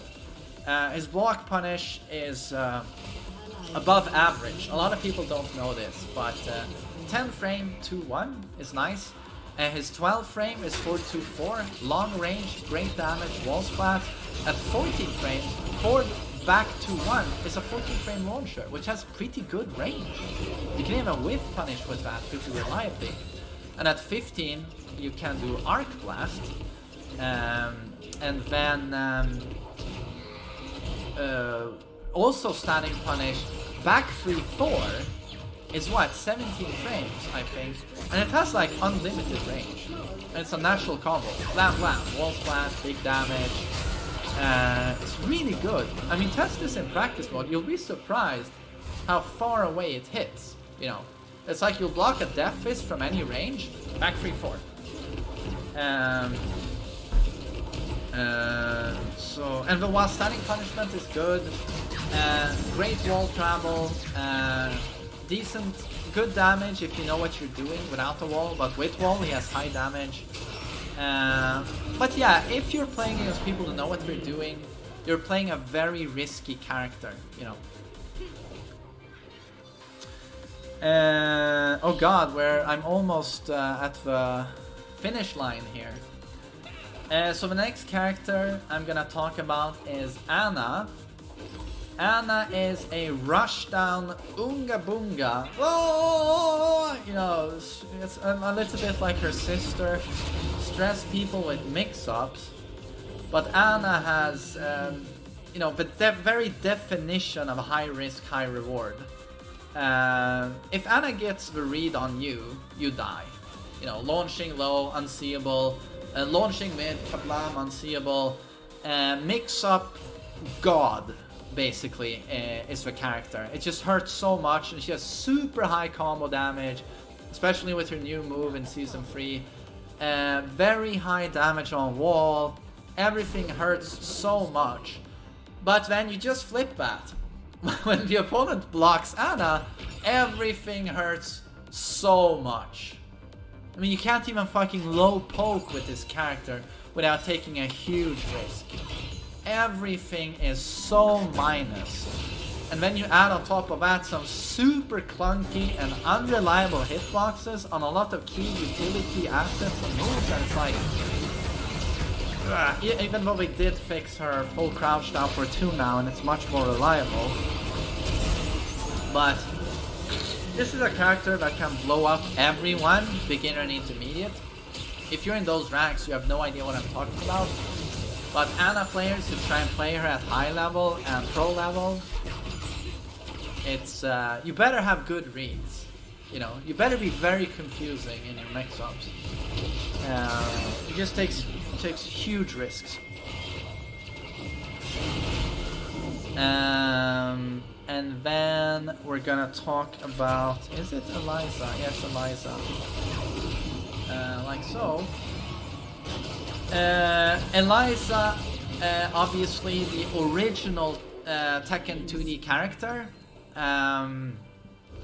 is basically also a clusterfuck to play against. You have no idea what's going on. She's flying around, she's sleeping, she's fireballs, she's jumping into an unblockable capital punishment, decent counter string in what? Back 1, 2, can she add a 4 on that? Jumps into a snake edge.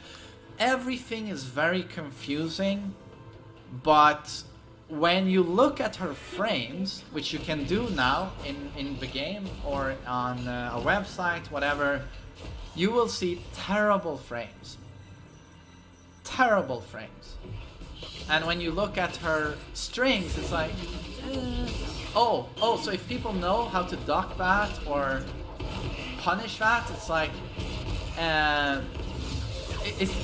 this is a character who can look so strong, especially when she's pressuring someone at the wall. You'll be like, oh god, this is S tier. And you see some of her combos, it really feels S tier. But when you look at the frames and you lab, and I never see this character, so I'm always trash at the matchup. But when you do lab a character and you look at the properties of her attacks, you very quickly see that, holy shit, this is bad. And this character relies on people being thrown off by her obnoxious stuff, her flying around, jumping, it's just very gimmicky. Again, learn the matchup, and the character is terrible. But helped a lot by the fact that no one ever plays Eliza. So when you go home now, I'm gonna listen to Main Man, I'm gonna lab. We lab for 3 hours. Oh, nice. I know exactly how to counter Eliza. And then 1 month later, still I haven't seen an Eliza, but I do remember how to counter. Yeah. Then another month passes. How did I counter that string again? I still haven't seen an Eliza. And then another month passes, and you're like, who is Eliza? And that's when you run into her in practice. And you get blown up. That's what happens to me. So that's a big strength for those characters, and it's the same with Lei.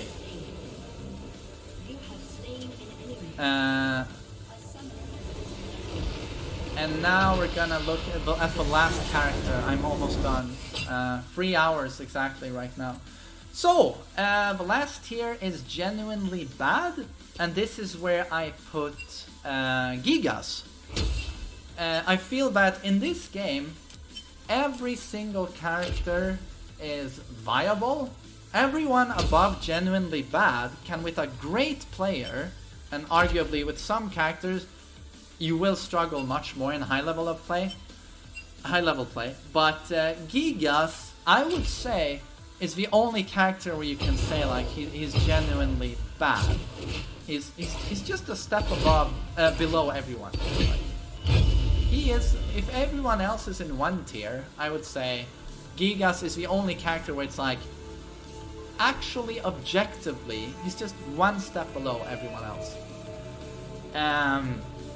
But so we can start with his strengths, and this is something Dinosaur pointed out very well on the Wave Dash podcast, is that it's something I felt also when I played the character and looked at him. He's very simplistic.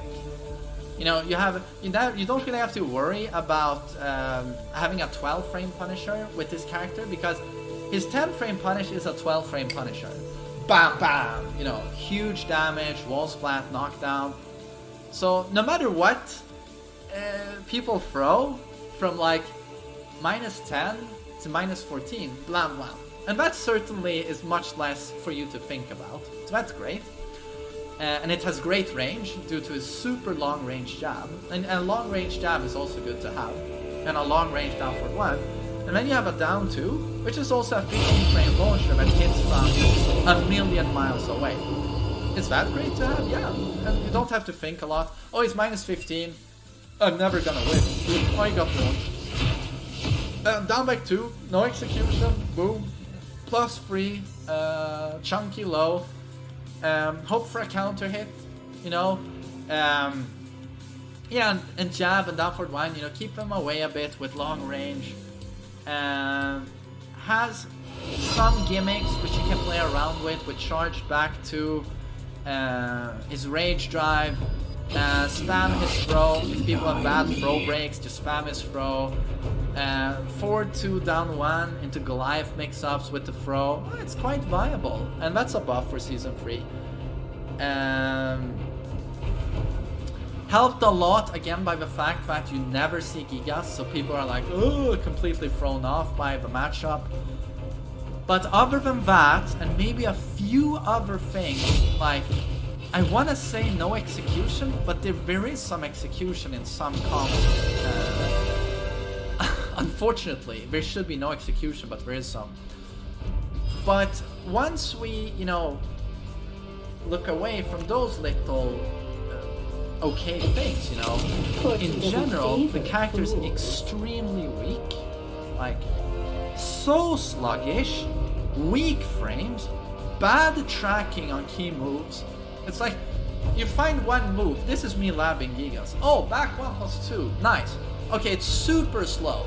It's like 23 frames, or 25, I don't know. But it is a mid that gives me +3 on block. Nice, so he does have something to give some mid momentum on block, you know? And then I try and sidestep it, and it's like, oh, you can super easily step it to both sides. And you're like, oh, God! You know? And that's the way with most of his moves. It's just not good moves.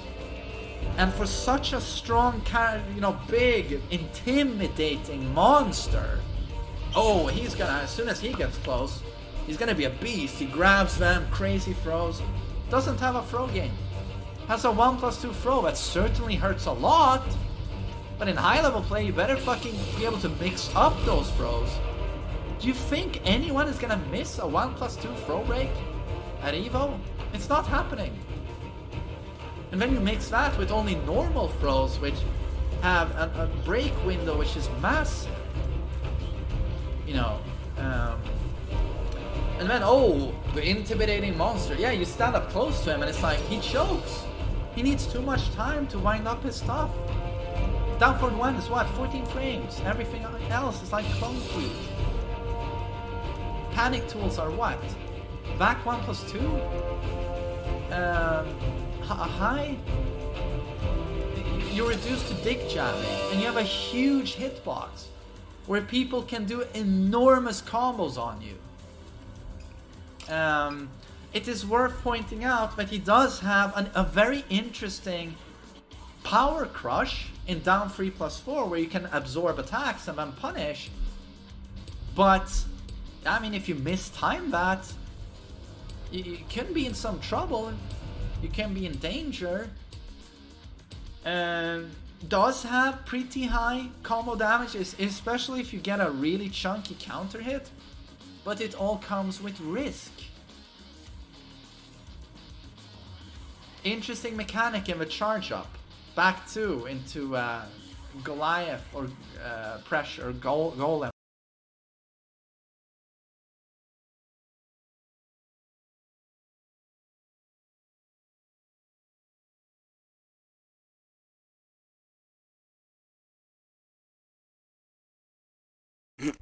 Peach.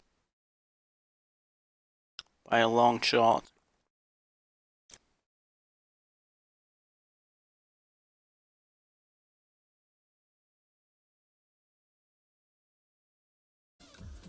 Hello everyone on YouTube, Mainman Sui here, hoping you're all doing awesome as always, and awesome to have my awesome, well, I'm gonna go with double awesome, my Twitch followers here Bless their hearts, have supported that so much lately, and so have all of you on YouTube who have supported me through subscriptions or likes, you know, or kind comments.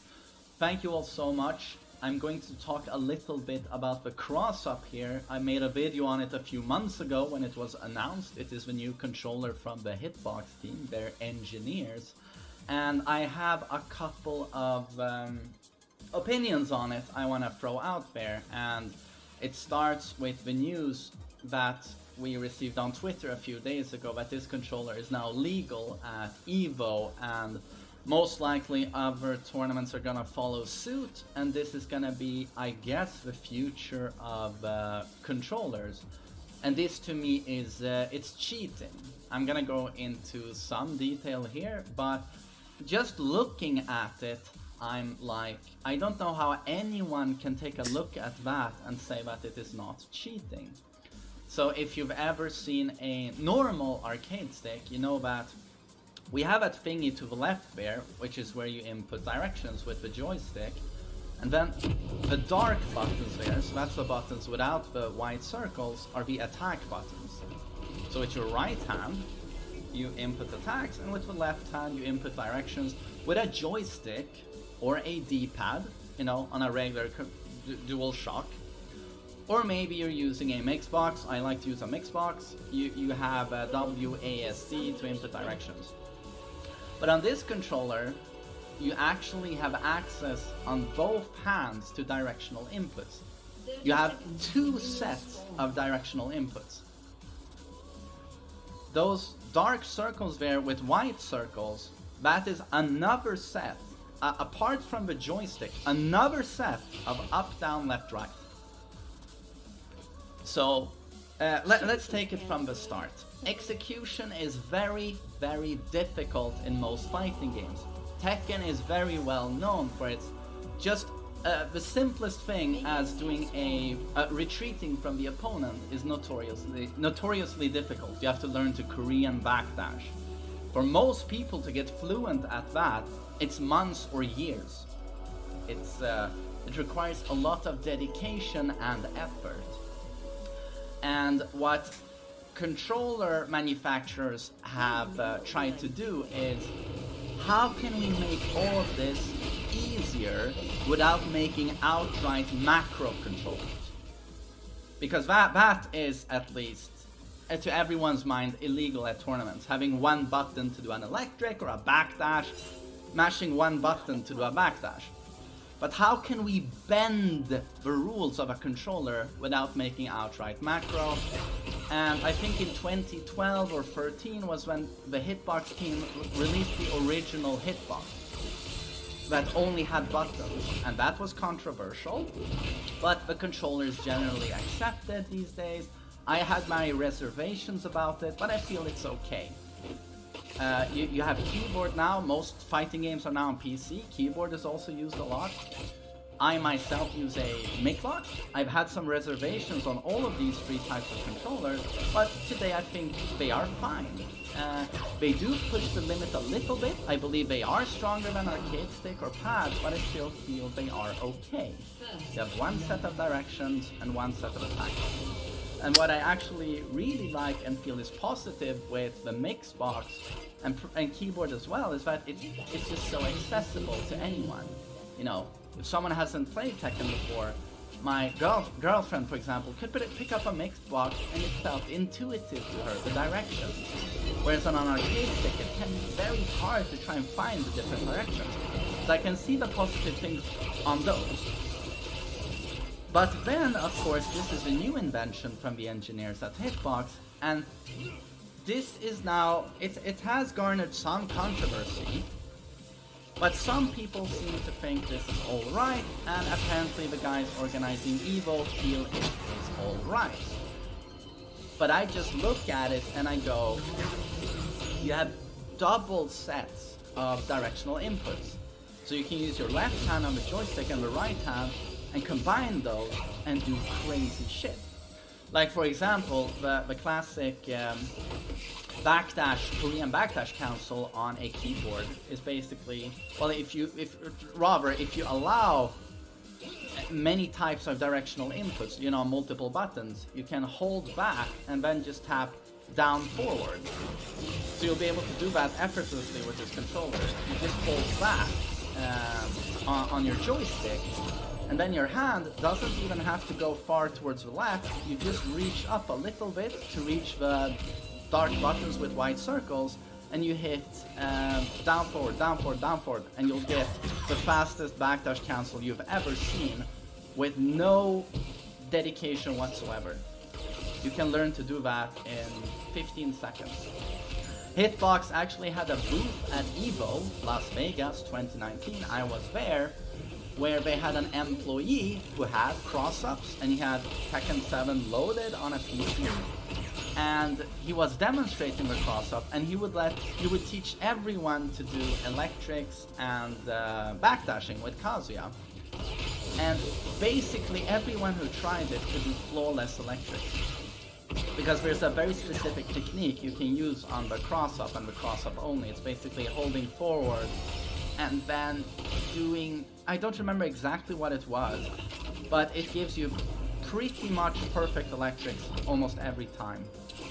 And there's a nice example here posted to Twitter by, I don't know who the user is, but here you can see him using Kazuya. This is his first time playing Tekken with the cross-up.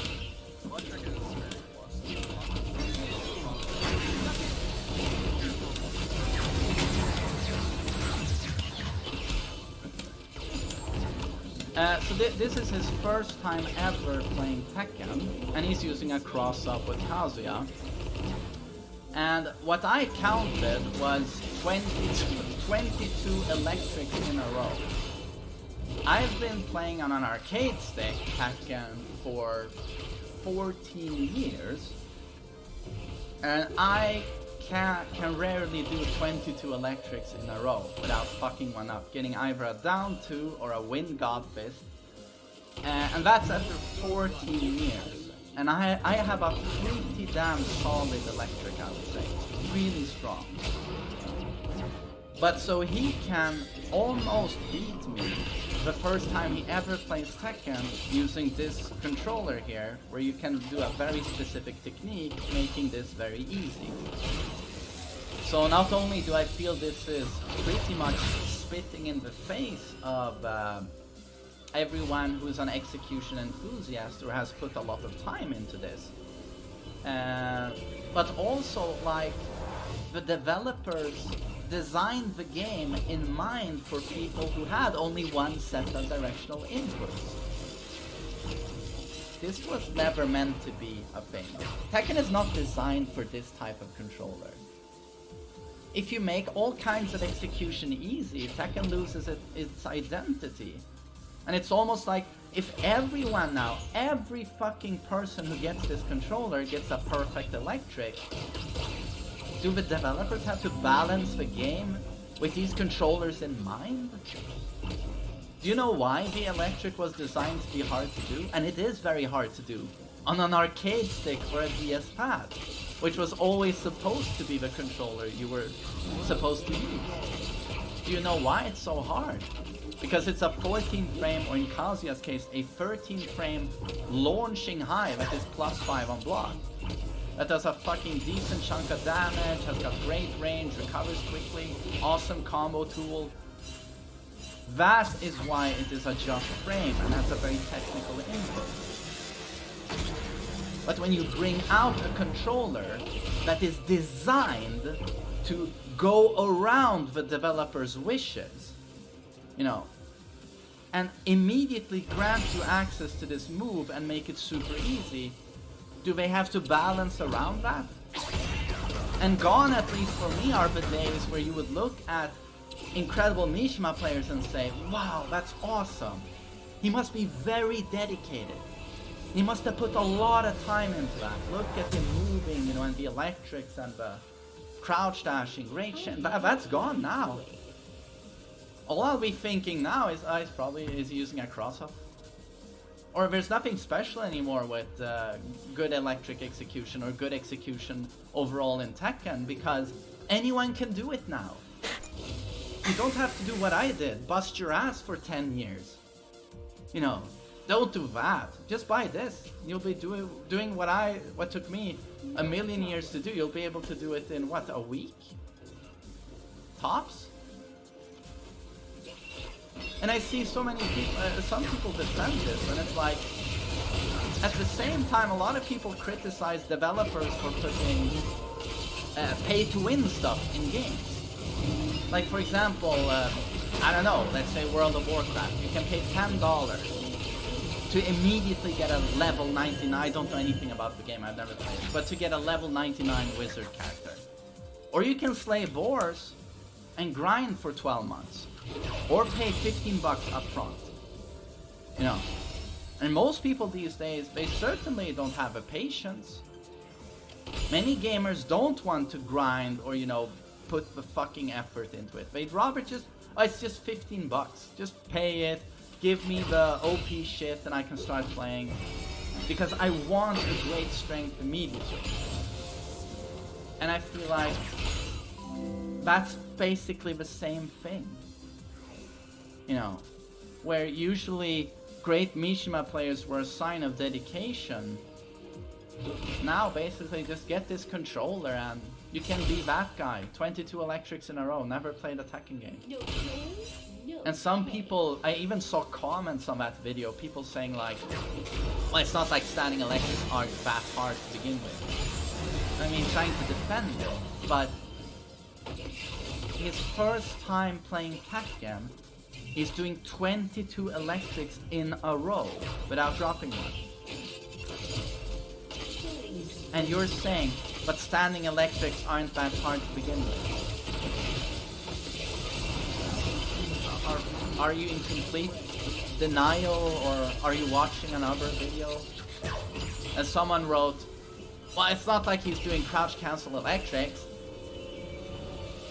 No, he's just doing 22 electrics in a row his first time playing Tekken. How long do you think it will take him to do crouch cancel electric with that thing?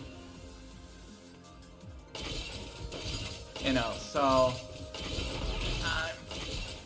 I feel this is the complete wrong direction to go, but obviously this stuff like this probably sells a lot, and it's a shortcut, you know. Why spend so much time actually, you know?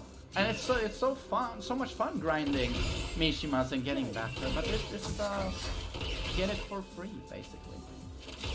And instead of having all of these engineers bending over backwards and stumbling all over themselves to find the new bullshit way of getting easy execution, why not go with macro immediately?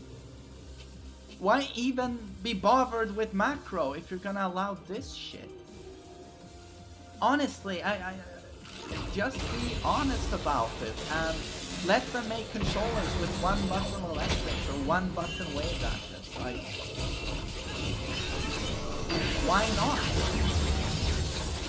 Why do engineers have to come up with fucking shit like this? Just allow macro. If you feel that execution should not be a thing. I mean, to me, that's basically what you're saying. Chosen Junebug, I'm gonna thank you in 2 seconds, but sorry, I had to do that because I gotta finish this little shit speech here. But in my opinion, if you're gonna allow multiple sets of directional inputs, then just might as well go with macro at this point if this is legal. You're 95% there. Just add the last 5% and you're in macro territory. Why not just do it? I can't take this seriously at all, and I can't believe this is actually approved. And again, what a slap in the face of Tekken and Tekken's developers. What is Tekken's identity? Backdash cancel, electrics, hard to achieve. supposed to be hard to do. That was part of the game's identity. And you rob the game of its identity when you do this. And yeah. The game is designed around one set of directional inputs, not two.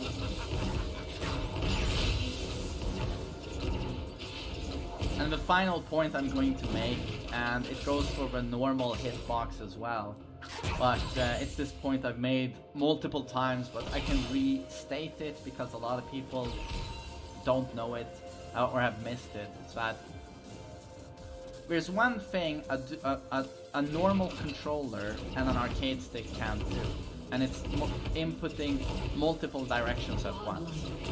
You know, it's just a physical limit. You can't do it. So, for example, when you see Mishima duels in, let's say, Korea, a lot of people are under the assumption that Koreans play on player 1 because that's pro. Only Mishima scrubs play on player 2. But that's not the case.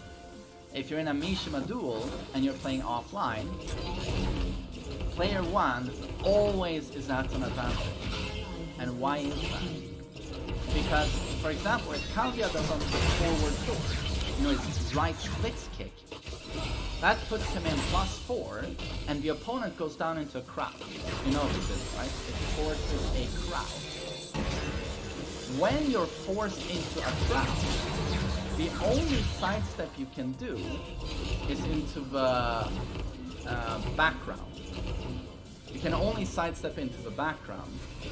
And what this means is that the player 2 Mishima, if he blocks a forward 4, he can't sidestep left, which is the direction where you want to sidestep versus Mishima's. He can only sidestep right into the side where all of the Mishima attacks track pretty much. Whereas player 1, if he blocks a forward 4, he can sidestep left. So that's something a lot of people miss, but that is one of the reasons why Koreans prefer player 1. And of course, you have a higher degree of precision on an arcade stick on player 1. A lot of people think it's player 2, but it's not, it's player 1. But, okay, I think I've ranted enough, I guess. But, yeah, to me, this is a joke. And I honestly cannot believe this was actually approved by Evo. So that's what was so surprising to me. I thought this was going to remain an obscure thing that some people could pick up, you know, or maybe a lot of people, but I didn't think we were going to see it at tournaments, and especially not at Evo. So, yeah. And I just gotta state again, the amount of hours I put into my Mishima craft, you know. I don't know, it's basically like you're Usain Bolt. You've mastered running, like the technique, you've harnessed your physicality to a perfect state, you know, to be the best runner of all time. You know, you've spent 15 years becoming the perfect running machine, maximum human potential. And then suddenly the referee comes and says, oh, we're gonna allow cars. Everyone can drive a car. And you're like, but all my work! 15 years of developing all of this skill, you know, and physicality, and now everyone's gonna just drive cars? I don't know, maybe a crap analogy, but that's a bit like what it feels like to me. With this controller, you can do things that you can't do with any other controller. It's completely overpowered, and the consistency is ridiculous. You can perfect electric like nothing on this controller, from what I've heard from people. And again, Kazuya's electric is balanced around the fact that perfect electrics are very rare, because humans can't get that consistency really on an arcade stick or a pad. But with this controller, what happens if palm kicks are regularly punished by perfect selection? Yeah, I don't know, so many questions. So I hope you all weren't bored to death by this rant, but I wanted to touch upon it because, yeah. So, hope that was understood.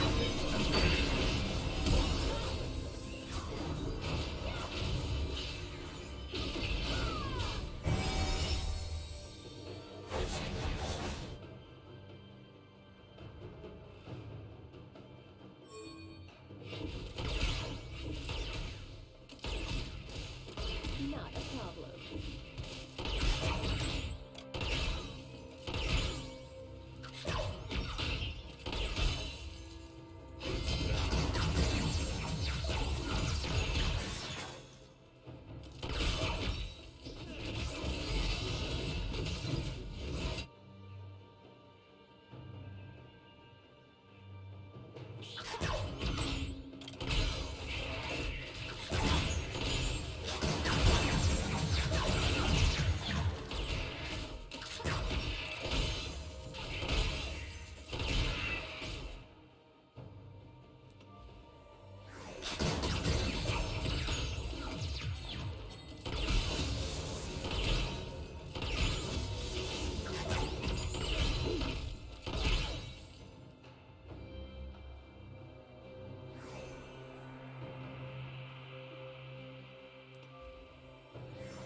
Rampage.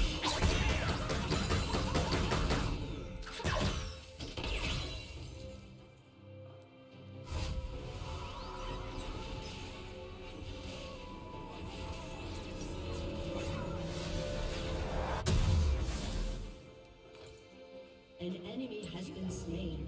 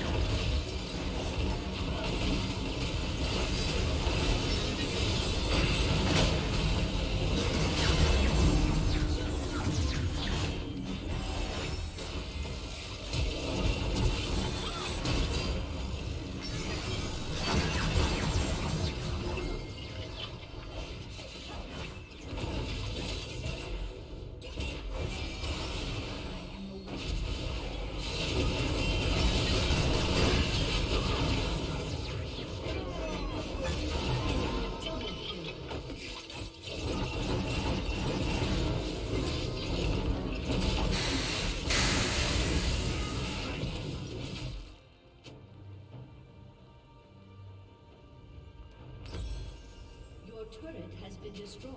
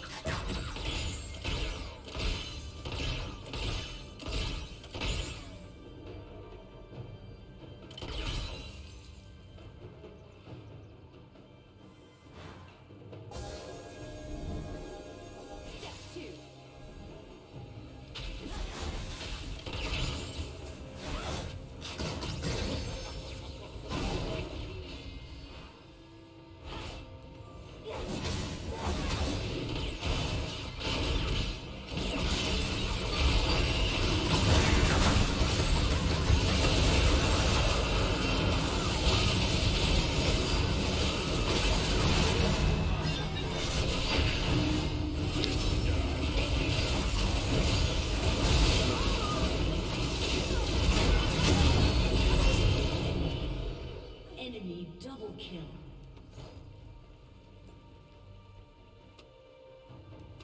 A summoner has disconnected.